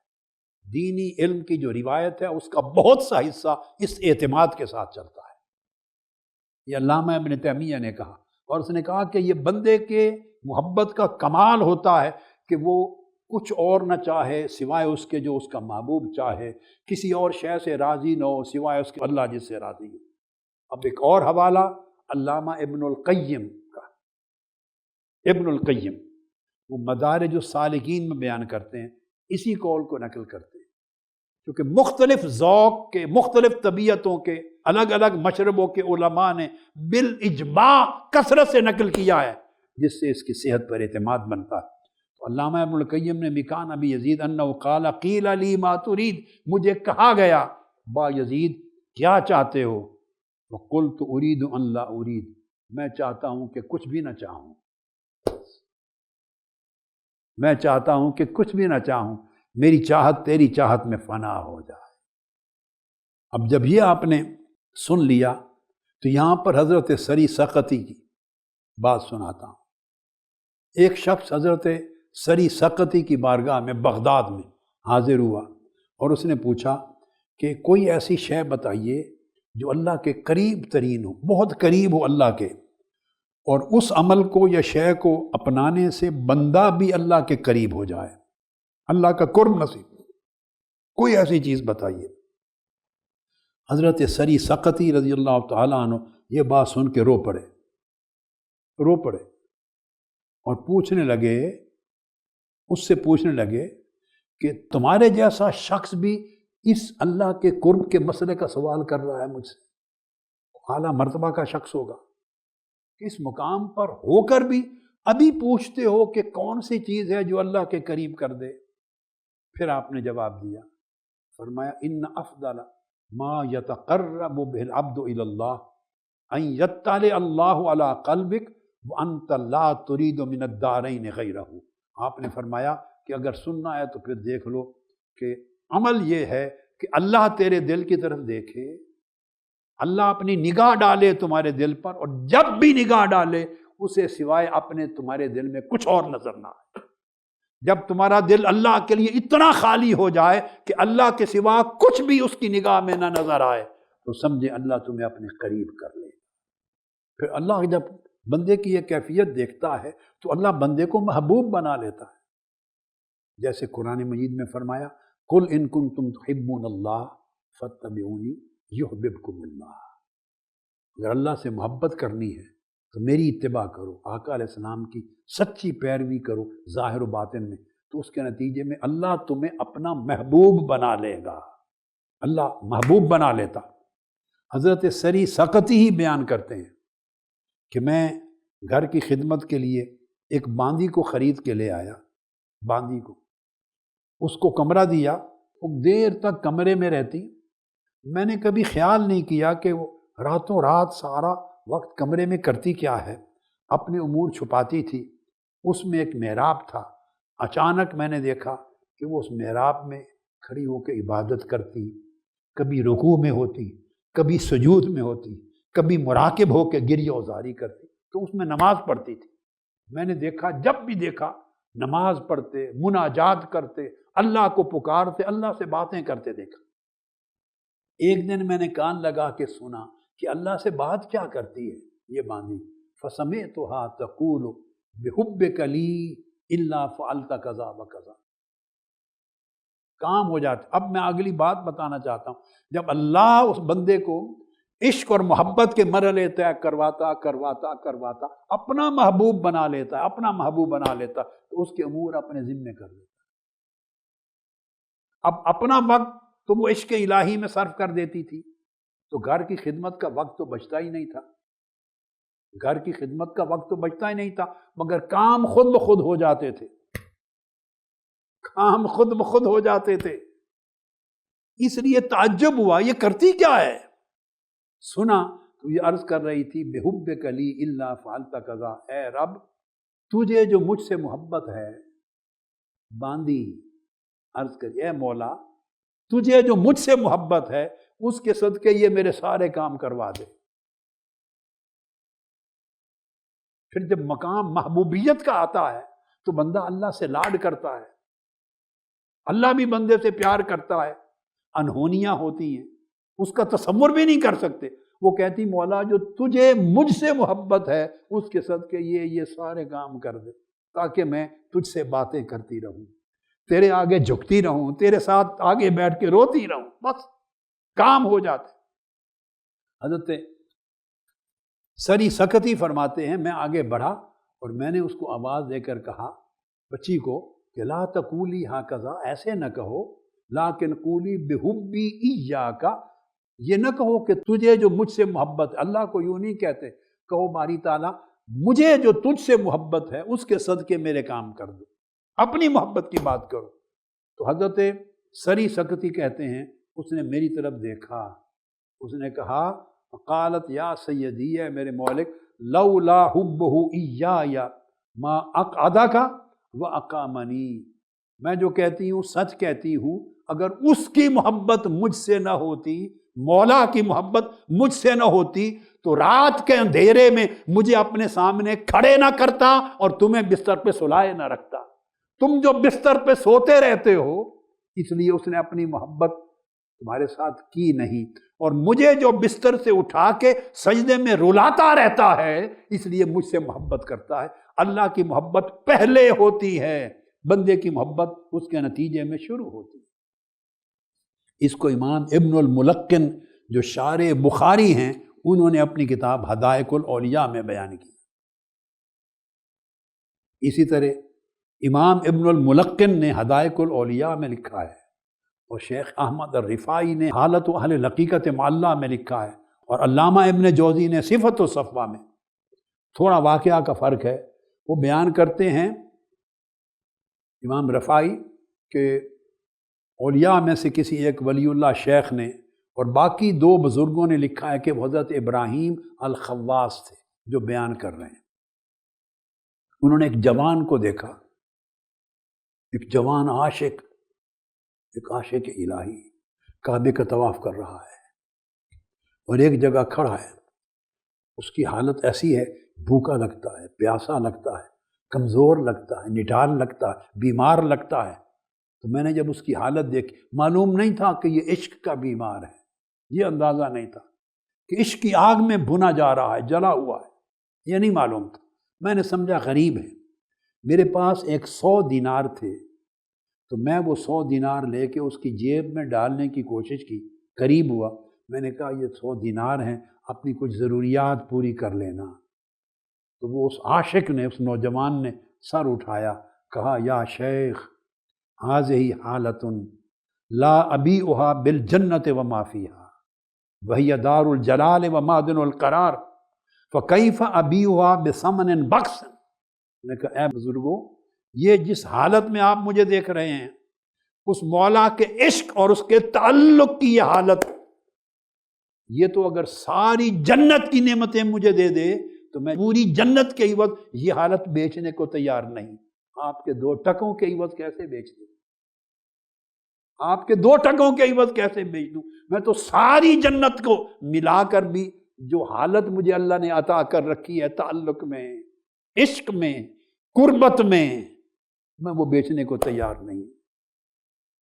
اور امام ابن الملکن اور علامہ ابن الجوزی نے جو حضرت ابراہیم الخواص کے حوالے سے لکھا، اس میں اتنا فرق ہے اس روایت میں، ممکن ہے یہ 2 الگ واقعات ہوں، یہ ممکن ہے 2 روایتیں۔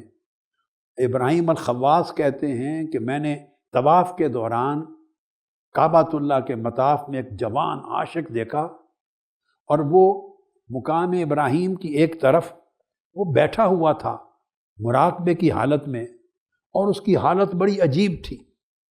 مجھے اس کے حالات دیکھ کے بڑا ترس آیا تو میں اس کے قریب گیا اور ہلایا۔ میرے پاس 400 درہم تھے، میں نے وہ دینا چاہے، اس نے معذرت کر دی، شکریہ ادا کر کے معذرت کر دی، اور معذرت کر کے اس نے کہا یا ابراہیم، نام نہیں بتایا تھا کہ میں کون ہوں، شیخ ابراہیم الخواص کو اس نے پکارا، یا ابراہیم اشتریت من اللہ ھذہ الجلسہ ب70,000 دینار، میں مالدار تھا، تاجر تھا، 70,000 دینار کے بدلے اللہ کی بارگاہ میں یہ بیٹھنا میں نے خریدا ہے، یعنی اپنا کاروبار بیچ دیا۔ 70,000 دینار اس حساب سے اگر دیکھیں تو شاید آج $70 ملین بنے۔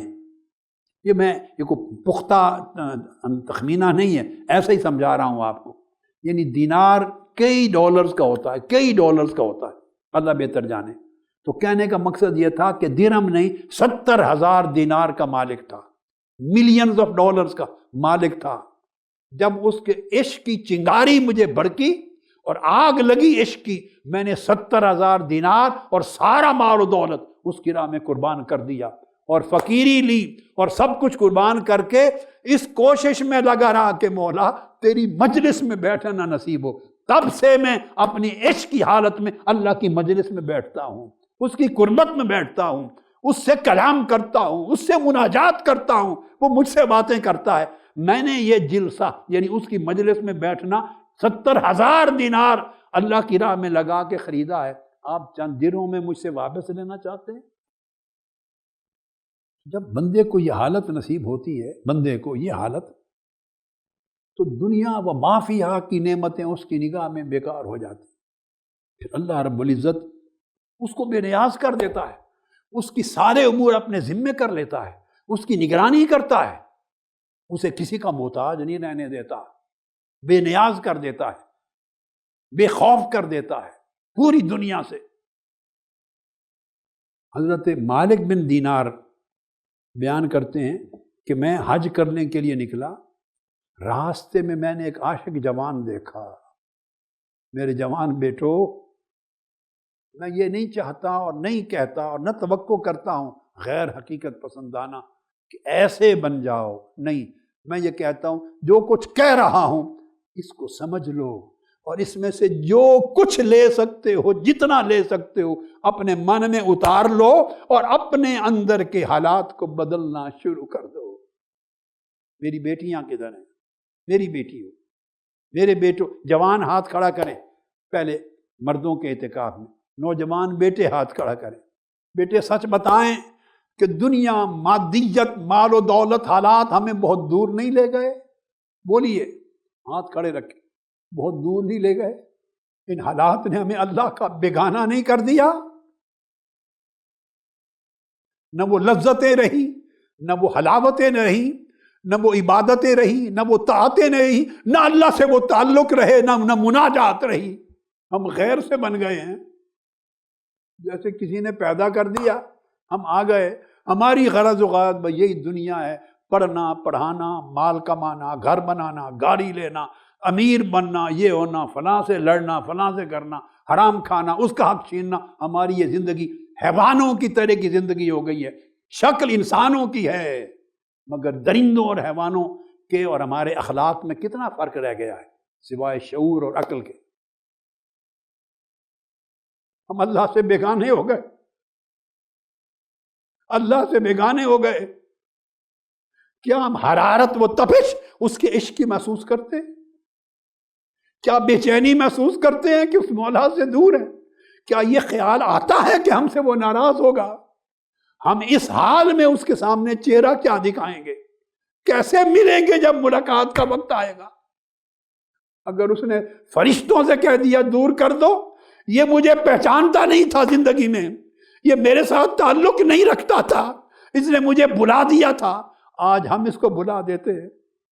خدا کے لیے اس بھول سے نکل آؤ، اللہ کی یاد کی طرف آ جاؤ، اس کی محبت کی طرف، اس کے عشق کی طرف، فنائیت کی طرف زندگی بدل لو۔ یہ درندگی ہے جو ہم گزار رہے ہیں، یہ بندگی نہیں ہے۔ آئیے بندگی کیا ہے پھر سناتا ہوں۔ حضرت مالک بن دینار فرماتے ہیں کہ میں جب حج پر گیا، راستے میں ایک جوان ملا، عاشق، اللہ کا عاشق۔ میں نے دیکھا کہ اس کے پاس ساز و سامان نہیں ہے اور چلا ہے حج کے لیے، پاس کچھ نہیں۔ اب یہ عاشقوں کی بولی سنیے، میری بیٹی ہو آپ بھی میری یہ بولی سنیں، عاشق عاشقان الہی کیا بولی بولتے ہیں۔ میں نے سلام کیا، انہیں جواب دیا۔ میں نے پوچھا ایھا الشاب من این، اے جوان کہاں سے آ رہے ہو؟ اس نے کہا من عندہ، اس کی طرف سے آ رہا ہوں۔ کیا جواب دیا؟ اس کی طرف سے آ رہا ہوں۔ قلت الی این، کس کی طرف جا رہے، کدھر جا رہے ہو؟ قال الی، اسی کی طرف جا رہا ہوں۔ قلت این الزاد، میں نے کہا ساز و سامان کہاں ہے؟ قال علی، اسی کے پاس ہے، اسی کے پاس۔ میں یہ پھر دہرا رہا ہوں، میں یہ نہیں میسج دے رہا کہ اس طرح ہو جاؤ کہ من عندہ اور الی این الیہ اور این الزاد علیہ، یہ بڑا آگے کی بات ہے، یہ نہیں کہہ رہا۔ میں کہتا ہوں اس میں سے کچھ لے لو، کچھ تری لے لو، اس میں سے کچھ قطرے لے لو، کچھ چنگاریاں لے لو، کچھ شعائیں لے لو، تاکہ اندھیری رات دل کے اندر کوئی چراغ تو جل پڑے۔ میں نے پوچھا سامان کہاں؟ انہوں نے کہا اسی کے پاس۔ تو میں نے پوچھا فہل معک شیء، تمہارے پاس اور کچھ ہے؟ اس نے کہا ہاں 5 چیزیں ہیں میرے پاس۔ اس عاشق جوان نے کہا 5 چیزیں۔ میں نے پوچھا کون سی 5 چیزیں ہیں؟ اس نے کہا کاف ہا یا عین صاد، یہ 5 چیزیں، کاف ہا یا عین صاد، کاف ہا یا عین صاد، یہ 5 چیزیں ہیں۔ میں نے پوچھا ان کا معنی کیا ہے؟ اس نے کہا کاف کا معنی ہے کافی، میرا مولا مجھے کافی ہے۔ ہا کا معنی ہے ہادی، میرا مولا مجھے راستہ دکھانے والا ہے۔ یا کا معنی ہے مؤوی، میرا مولا مجھے پناہ دینے والا ہے، ٹھکانہ دینے والا ہے۔ عین کا معنی ہے عالم، میرا مولا میرے حال کو پورا جانتا ہے۔ سواد کا معنی ہے صاحب، وہ ہر وقت میرا ہمدم رفیق اور ساتھی ہے، میرے ساتھ ہے، مجھے پریشان نہیں ہونے دے گا۔ عشق بندے کے یقین اور توکل کو ایسا کر دیتا ہے، بندے کے یقین اور توکل کو ایسا کر دیتا ہے۔ حضرت عبداللہ ابن مسعود رضی اللہ تعالیٰ عنہ کے ایک ساتھی ہیں، تابعی ہیں، وہ کہتے ہیں ہم کابل کی طرف جہاد کے لیے نکلے، کابل کی طرف، وہ زمانہ تھا، ہمارے ساتھ قافلے میں ایک عاشق تھا، عاشق الہی، وہ بھی تابعی تھا، اس کی عبادت کا بڑا تذکرہ سنتے تھے۔ تو میں نے انتظار کیا کہ دیکھتے ہیں رات کیسے گزارتا ہے۔ جب ہم سو گئے، میں نے آنکھ کھولی، تکتا رہا وہ چپکے سے دیکھ کر کے سب سو گئے، وہ جنگل میں چلا گیا، قریبی جنگل تھا، جنگل میں چلا گیا اور وہاں جا کے اللہ کے حضور مراقب ہو کے اس کی مجلس میں بیٹھ گیا۔ میں چھپ کے دیکھتا رہا۔ کہتے ہیں تھوڑی دیر جب وہ سجدے میں گیا تو ہم نے سنا تھا جنگل میں بڑے خطرناک شیر ہوتے ہیں، بندوں کو کھا جاتے ہیں، سیدھا کھا جاتے ہیں، تو شیر آ گیا۔ میں دیکھ رہا تھا، میں نے کہا اب یہ گیا، اب گیا، سجدے میں ہے اور شیر پہنچ گیا۔ شیر اس کو سونگتا رہا، کیا کچھ نہیں، یہ آرام سے سجدے سے اٹھا، نماز مکمل کی، سلام پھیرا اور شیر کو کہا اے شیر آج کا رزق کسی اور جگہ جا کے تلاش کر، ہمیں نہ چھیڑ، آج کا رزق کسی اور جگہ جا کے تلاش کر، ہمیں نہ چھیڑ۔ شیر منہ پلٹ کے واپس چلا گیا۔ کاف ہا یا عین صاد۔ عشق بندے کا حال بدل دیتا ہے، بندے کو وہ قوت یقین دیتا ہے، وہ توکل دیتا ہے کہ اللہ پاک اس کا نگران بن جاتا ہے۔ حضرت مالک بن دینار فرماتے ہیں کہ میں نے اس کو دیکھا، اس کے بعد وہ غائب ہو گیا نوجوان۔ پہلی ملاقات سفر میں ہوئی تھی، اب طواف کعبہ کے وقت سین کعبہ میں نظر آیا، احرام باندھ لیا، ہم بھی احرام باندھ کر ہم تلبیہ کرنے لگے، لبیک اللہم لبیک، ہر کوئی کرنے لگا۔ میں نے دیکھا کہ وہ نوجوان کھڑا رو رہا تھا، اس کی ہچکی بندھ گئی تھی اور وہ لبیک اللہم لبیک نہیں کہتا تھا۔ میں اس کے قریب گیا، میں نے پوچھا تم تلبیہ کیوں نہیں کہتے؟ اس نے کہا مجھے ڈر ہے کہ کہیں میں لبیک کہوں تو وہ مجھے لا لبیک نہ کہتے، میں کہوں میں حاضر ہوں تو کہیں وہ یہ نہ کہہ دے کہ ہمیں تم نہیں چاہیے،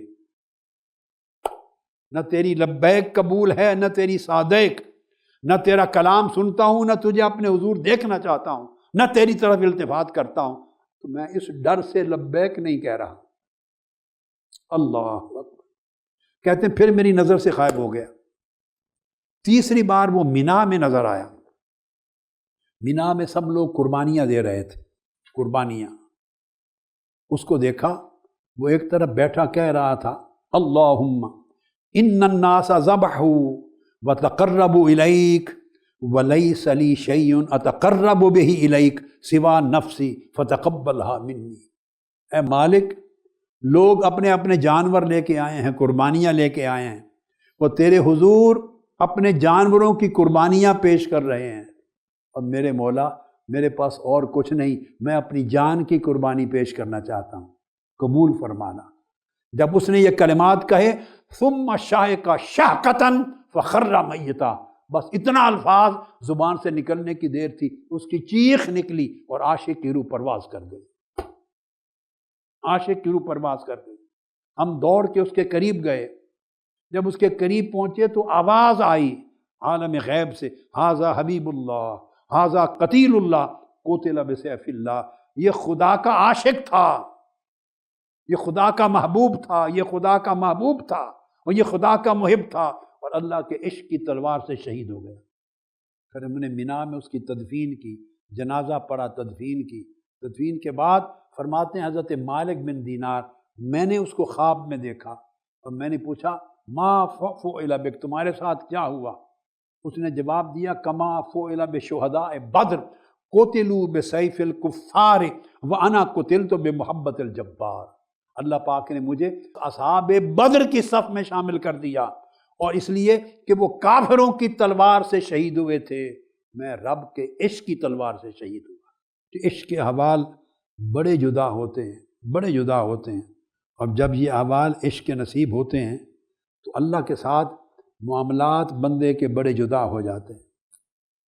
اللہ جداگانہ طریقے سے بندے سے کرتا ہے۔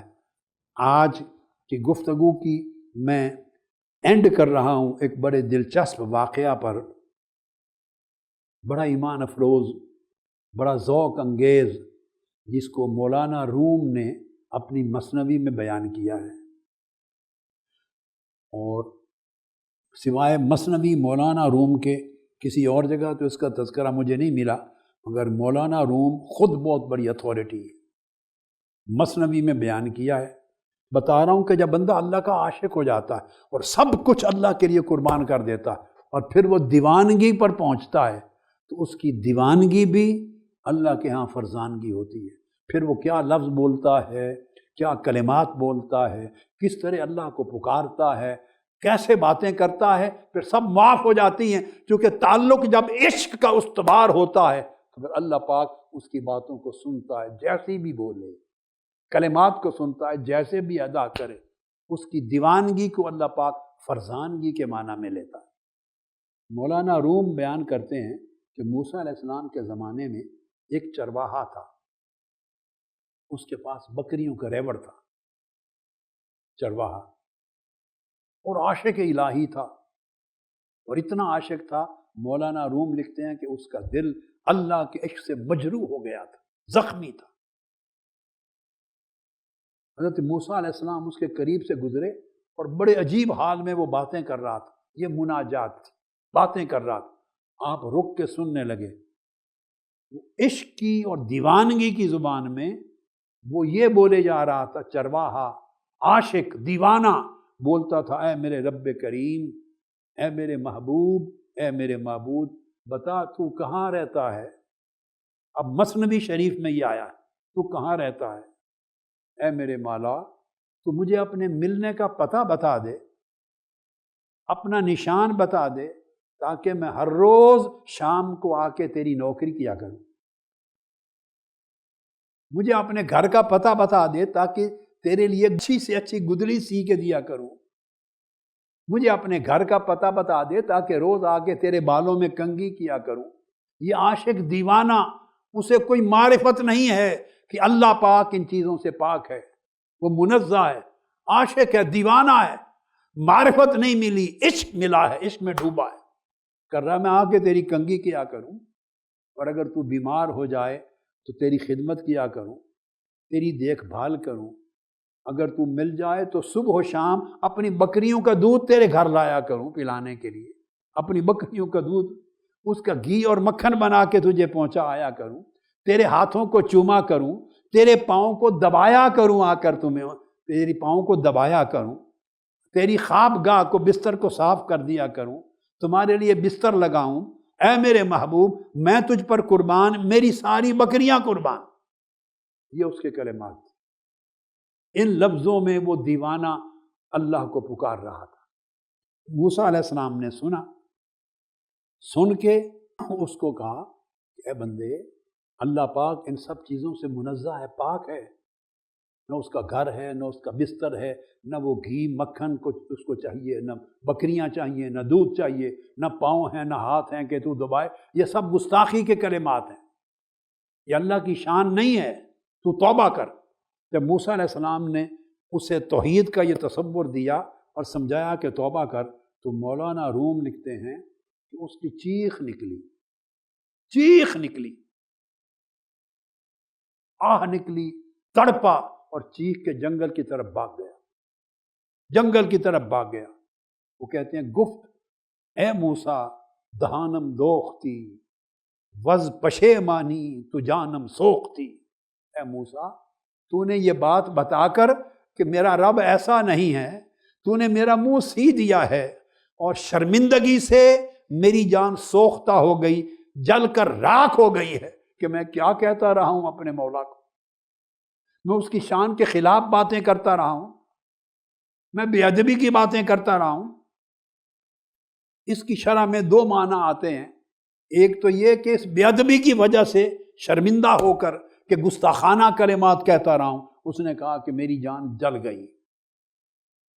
اور ایک یہ بھی کہ اس کو پتہ چل گیا کہ یہ اللہ کے پیغمبر ہیں حضرت موسیٰ، اب ان کے حکم کو ماننا واجب ہے. اب یہ صفات اللہ کی ہے نہیں. جس رنگ میں مستی بے خودی میں باتیں کرتا تھا، اب میں اس طرح بات نہیں کر سکتا. زبان بند ہو گئی. جب زبان بند ہو گئی اور وہ چیختا تڑپتا چلا گیا اور یہ باتیں کرنی اس نے بند کر دی.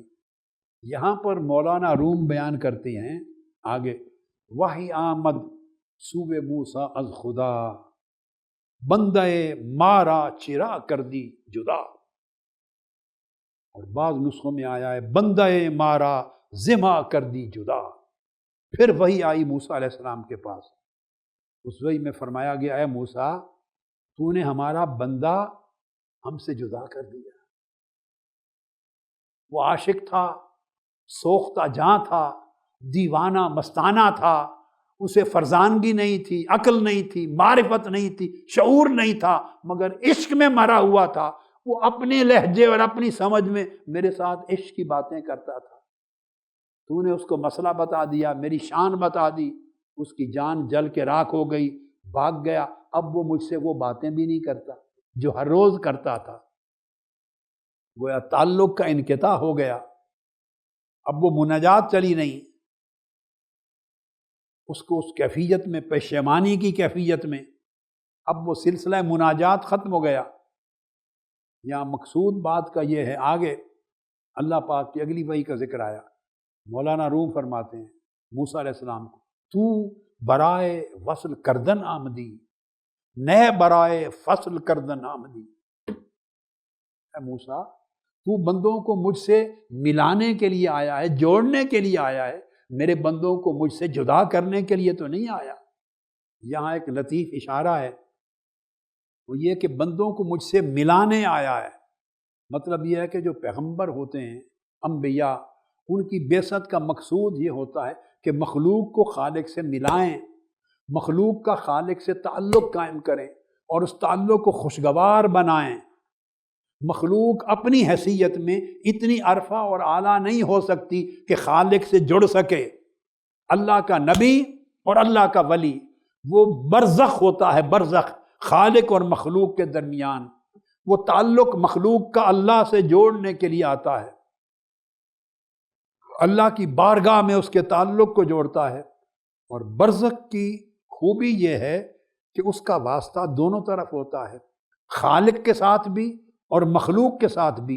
ادھر بھی کوئی چیزوں میں اخلاق کی مناسبت ہوتی ہے اور ادھر بھی کئی چیزوں میں اخلاق کی مناسبت ہوتی ہے۔ تو یہاں یہ جو فرمایا تو برائے وصل کردن آمدی، نئے برائے فصل کردن آمدی، اس میں ایک میسج یہ ہے، وہ لوگ جو اللہ کے دین کا کام کرتے ہیں، وہ منہاج القرآن کے یا کسی اور تنظیم اور دعوت اور جماعت سے ان کا کوئی تعلق ہے، جن کا کام لوگوں کو اللہ کی طرف بلانا ہے، میرے بیٹوں، میرے بھائیوں، میری بیٹیوں، میری بہنوں، ویمن لیگ، سسٹرز لیگ، منہاج القرآن، MSM، یوتھ لیگ، دیگر تنظیمات کے لوگ، داعیان، علماء، خطبہ، اللہ کی طرف بلانے والے، وہ سمجھیں پیغمبروں کے نائب ہوتے ہیں۔ یہ منصب نیابت پیغمبری کا منصب ہے، ان کا مقام برزخ کا منصب ہوتا ہے۔ تو برائے وصل کردن آمدی، نئے برائے فصل کردن آمدی۔ انہوں نے بندوں کو اللہ سے جوڑنا ہے، اور جوڑنے کے لیے قدر مشترک ہوتی ہے۔ کچھ اخلاق اللہ کے ساتھ مناسبت رکھتے ہیں، کچھ اخلاق مخلوق کے ساتھ مناسبت رکھتے ہیں۔ لہٰذا مخلوق کو اللہ کو جوڑنے کے لیے مخلوق کی سمجھ کے مطابق بات کرنا چاہیے۔ اللہ پاک یہ سمجھا رہے ہیں، وہ دیوانہ تھا، اس کی دیوانگی میں اس کے عشق کا مقصود پورا ہوتا تھا، تو اس کو اس کی سمجھ کے مطابق بات کرنا تھا۔ تو نے اس طرح بات کر دی جو دیوانوں سے نہیں، فرزانوں سے کی جاتی ہے۔ جب لوگوں کو اللہ کی راہ کی طرف بلائیں تو جھڑک کے نہ بلائیں، سختی سے نہ بلائیں، منصب افسری پر بیٹھ کر نہ بلائیں، حکم جاری نہ کریں، آرڈر جاری نہ کریں، جیسے کوئی کمانڈر ہوتا ہے، جیسے کوئی آرمی افسر ہوتا ہے، جیسے پولیس افسر ہوتا ہے، جیسے کوئی اور ڈائریکٹر کسی محکمے کا چیف ایگزیکٹو ہے۔ آرڈر نہ کریں، بندوں کو اللہ کے لیے ملانے کی حکمتیں ہوتی ہیں۔ پیار سے بات کریں، محبت سے بات کریں، نرمی سے بات کریں، اس ڈھنگ سے بات کریں کہ اس کی سمجھ میں بھی آ جائے، اس کے دل میں بھی اتر جائے۔ اس کے لیے بطور برزخ نیچے اترنا پڑتا ہے، جس سے بات کر رہے ہیں اس کے درجے پر جانا پڑتا ہے، اس کی سطح پہ اترنا پڑتا ہے۔ یہ اس کلام کا مولانا روم کا جو ہے بنیادی مقصود ہے، تمثیل دے رہے ہیں۔ معلوم نہیں واقعہ ایسا کوئی پیش آیا ہوگا یا نہیں، مگر اولیاء صوفیاء کا طریقہ ہے کہ وہ ایک حکایت کو بطور تمثیل بیان کرتے ہیں تاکہ اس کے ذریعے لوگوں کو سمجھائیں اور اس کے ذریعے لوگوں کو معارف عطا کریں۔ اس کے بعد پھر فرماتے ہیں موسیٰ علیہ السلام کو، ہر کسے را سیرت بنہاد ایم ہر کسیرا اصطلاح دادا ایم، اے موسیٰ ہم نے ہر شخص کو، بڑے لوگ ہیں، اپنا اپنا حال ہے، ہم نے ہر ایک کو جدا جدا سیرتیں دے رکھی ہیں، جدا جدا حال دے رکھے ہیں، جدا جدا مزاج طبیعتیں دے رکھی ہیں، اور ان کے حال کے مطابق ہر ایک کو جدا جدا زبان دی ہے، جدا جدا اصطلاحات دی ہیں، ہر کوئی اپنی اصطلاح میں بات کرتا ہے۔ ہمیں الفاظ سے غرض نہیں ہے کیا اصطلاح بول رہا ہے، ہمیں اس کی غرض اس کے معنی و مراد سے ہے، بات اس کے دل سے کیا نکل رہی ہے۔ پھر ارشاد فرمایا در حق او مدح و در حق تو ضم، در حق او شہد و در حق تو سم، یہ اس کے حق میں جو کچھ وہ کہہ رہا تھا، میرے لیے جو کچھ کہہ رہا تھا اس کے سمجھ کے مطابق یہ مدح تھی، تمہارے حق تمہارے لیے وہ مدح نہیں تھی، مذموم کلمات تھے، اس کے لیے یہی شہد تھا، اور اے موسیٰ تیرے لیے اور سمجھدار آدمی کے لیے یہ زہر تھی۔ در حق او نور و در حق تو نار، در حق او گل و در حق تو خار، اس کے لیے جو کچھ کہہ رہا تھا نور تھا، آپ کے لیے وہ نار یعنی دوزخ تھی، اس کے لیے یہ گلاب کا پھول تھا، تمہارے لیے وہ کانٹا تھا۔ در حق او نیک و در حق تو بد، در حق او خوب و در حق تو رد، اس کے لیے یہ نیکی کی بات تھی، وہ اپنا رانجھا راضی کر رہا تھا میری مناجات میں، اور آپ کے حق میں وہ بری بات تھی، اس کے لیے خوب تھی، آپ کے لیے مردود تھی۔ یہ سارا مفہوم حضرت مولانا روم سمجھا رہے ہیں، اور پھر آگے فرماتے ہیں من نگر دم پاک از تسبیح شاں، پاک ہم ایشاں شمند درفشاں، فرمایا یہ بھی یاد رکھ کہ لوگوں کی تسبیح کرنے سے میں پاک نہیں بنتا، کہ لوگ مجھے کہیں یا قدوس یا مالک الملک یا رحمان یا رحیم یا کریم یا جواد یا غفور، لوگ جب میری شان کے لائق تسبیح کرتے ہیں تو میں ان کے تسبیح کرنے سے بلند نہیں ہوتا، ان کی تسبیح کرنے سے پاک نہیں ہوتا، میں اس سے ماورا ہوں، بلکہ وہ تو تسبیح کرتے ہیں جس طرح اس تسبیح سے تو وہ اپنے آپ کو گناہوں سے پاک کرتے ہیں اور اپنے آپ کو موتی برسانے والے بن جاتے ہیں، ان کے کلمات موتی برساتے ہیں۔ تسبیح کا نفع ان کے کہنے والے کے دلوں کو، روحوں کو، ان کو ملتا ہے۔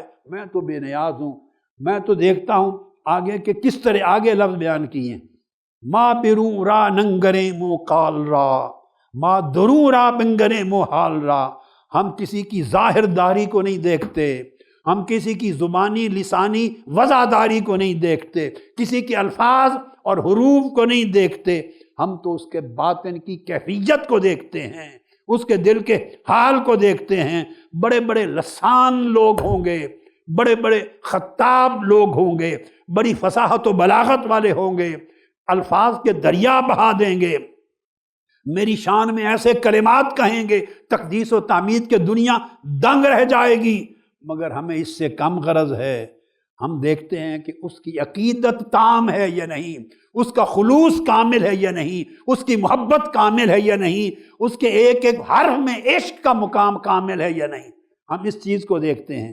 اور پھر فرمایا مولانا روم نے چند عظیم الفاظ و اضمار و مجاز، سوز خواہم سوز با سوز ساز، آپ نے فرمایا یہ رنگا رنگ کے الفاظ جو لوگ بولتے ہیں، نعت خوان بولتے ہیں، خطیب بولتے ہیں، مفتی بولتے ہیں، علماء بولتے ہیں، بیان کرنے والے واعظ بولتے ہیں، فرمایا یہ رنگا رنگ قسم کے الفاظ، یہ ضمیریں، یہ صیغے، یہ مئمیں، یہ بناوٹیں، یہ مجھے متاثر نہیں کرتی، یہ متاثر نہیں کرتی۔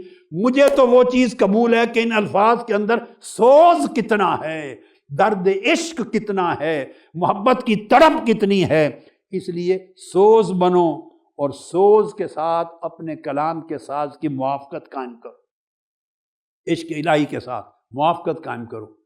پھر مولانا روم لکھتے ہیں آگے، فرمایا موسیٰ آداب دانا دیگرند، سوختہ جانو روانہ دیگرند، اور اس طرح بھی آیا ہے موسیٰ آداب دانا دیگرند، سوختہ جانو روانہ دیگرند۔ اے موسیٰ، جو عقل مند لوگ ہوتے ہیں، سمجھدار، ان کے آداب گفتگو کے اور ہوتے ہیں، ان کے لیے احکام اور ہوتے ہیں، ان کے لیے فتویٰ حکم اور ہوتا ہے۔ اور جو عشق میں سوختہ جان ہو جائے، جن کی جان جل گئی ہو عشق میں اور وہ مغلوب حال ہو گئے ہوں، انہیں اپنے حال پر غلبہ ہی نہ ہو، ایسے عشق میں پریشان حال ہو کہ انہیں ہوش ہی نہ ہو کہ میں کیا کہہ رہا ہوں، ان کے آداب کچھ اور ہوتے ہیں۔ بے شک ادب سمجھنے والوں کا درجہ بلند ہے، کیونکہ وہ غالب الحال ہیں، مگر جو مغلوب الحال ہیں عشق میں سوختہ جان، ان کا درجہ کم ضرور ہے، مگر مجھے ان کی باتوں سے بھی تعلق ہے، ان کے احوال کی چشم پوشی نہیں کرتا۔ پھر آگے فرمایا گر خطا گوید ورا خاتی مگو، گر شبد پرخون شہید اورا مشو۔ پھر مثال دی اللہ پاک نے اس حکایت کے اندر تمثیلاً کہ اگر عاشق کوئی غلط بات بھی اس کے منہ سے نکل جائے، خلاف ادب بات بھی منہ سے نکل جائے، خلاف ضابطہ بات بھی منہ سے نکل جائے، تو وہ بات خطا ضرور ہے، مگر اس عاشق کو خطا وار نہ کہو۔ بات خطا ہے مگر عاشق کو خطا وار نہ کہو۔ اسی طرح جیسے شہید جب شہید ہوتا ہے اور شہادت کے خون میں لت پت ہوتا ہے، خون آلود ہوتا ہے، تو خون حلال نہیں ہے، پاک نہیں ہے، کپڑے پہ لگ جائے پلید ہو جاتا ہے، دھونا پڑتا ہے، مگر شہید خون میں لت پت ہو تو اس کو دھویا نہیں جاتا، کیونکہ وہ شہید کا خون ہے۔ جس طرح پھر فرمایا خو شہیداں راز آب اولا ترست، ای خطا از صد ثواب اولا ترست۔ جس طرح شہید کا خون پاک نہیں ہے مگر پانی سے بہتر ہے، 100 ڈول پانی کے ہوں ان کی پاکیزگی سے بھی بڑھ کر شہید کا خون بہتر ہے، تو حتیٰ کہ شہید کے خون آلود کپڑے بھی نہیں بدلے جاتے دفن۔ اسی طرح عاشق سوختہ جاں کی خطا 100 صحیح باتوں سے بہتر ہے، کیونکہ وہ بات اس کے دل سے نکلتی ہے کہ تعلق جب عشق کا قائم ہو جاتا ہے اللہ کی ذات سے، تو پھر اللہ پاک اگر صدق کے دل اس کے اندر قائم ہے تو اللہ کا تعلق اس کے ساتھ اور طرح کا ہو جاتا ہے۔ اگر ایک آدمی عقل مند ذہین ہے، عیار ہے، مکار ہے، وہ آپ کو مجھے تو دھوکہ دے لے گا مگر اللہ کو دھوکہ کوئی نہیں دے سکتا۔ زبان سے خدا جانے کیا کیا دعوے ہم کرتے رہیں گے، ان دعووں پر اللہ کی بارگاہ میں کوئی حیثیت نہیں ہے۔ اللہ دلوں کے حال کو جانتا ہے کہ اس کے الفاظ کے پیچھے حقیقت کیا ہے، اس کے کلمات ارادوں کے پیچھے صدق کتنا ہے، اس کی زندگی کے اندر عشق کتنا ہے، اس کے اندر کتنا دم ہے، عشق میں محبت میں کتنی خالصیت ہے۔ 70 مرتبہ اللہ رب العزت اپنے بندے کے دل کی طرف دیکھتا ہے کہ میرے عشق کا دعویٰ کرنے والا اپنے دل کو مجھ ہی سے پر رکھتا ہے، میرے جلوے سے، میرے ذکر سے، میری محبت سے، میرے خیال سے، میری طلب سے، میری آرزو سے معمور رکھتا ہے، یہ اور چیزیں بھی ساتھ شریک کرتا ہے۔ یہ حقیقت توحید ہے۔ اللہ رب العزت ہمارے حال پہ کرم فرمائے اور ہمیں اپنے عشق اور محبت کے سمندروں میں سے جو اس نے اپنے عاشقوں کو پلائے، اس میں سے چند قطرے ہمیں عطا کر دے تاکہ ہمارا حال سمجھ جائے اور بندہ بدل جائے تو اللہ کا اس بندے سے جو تعلق ہے اس کی نوعیت بھی بدل جاتی ہے۔ یہ مثنوی مولانا روم کی پوری حکایت اور تمثیل کا خلاصہ یہ ہے۔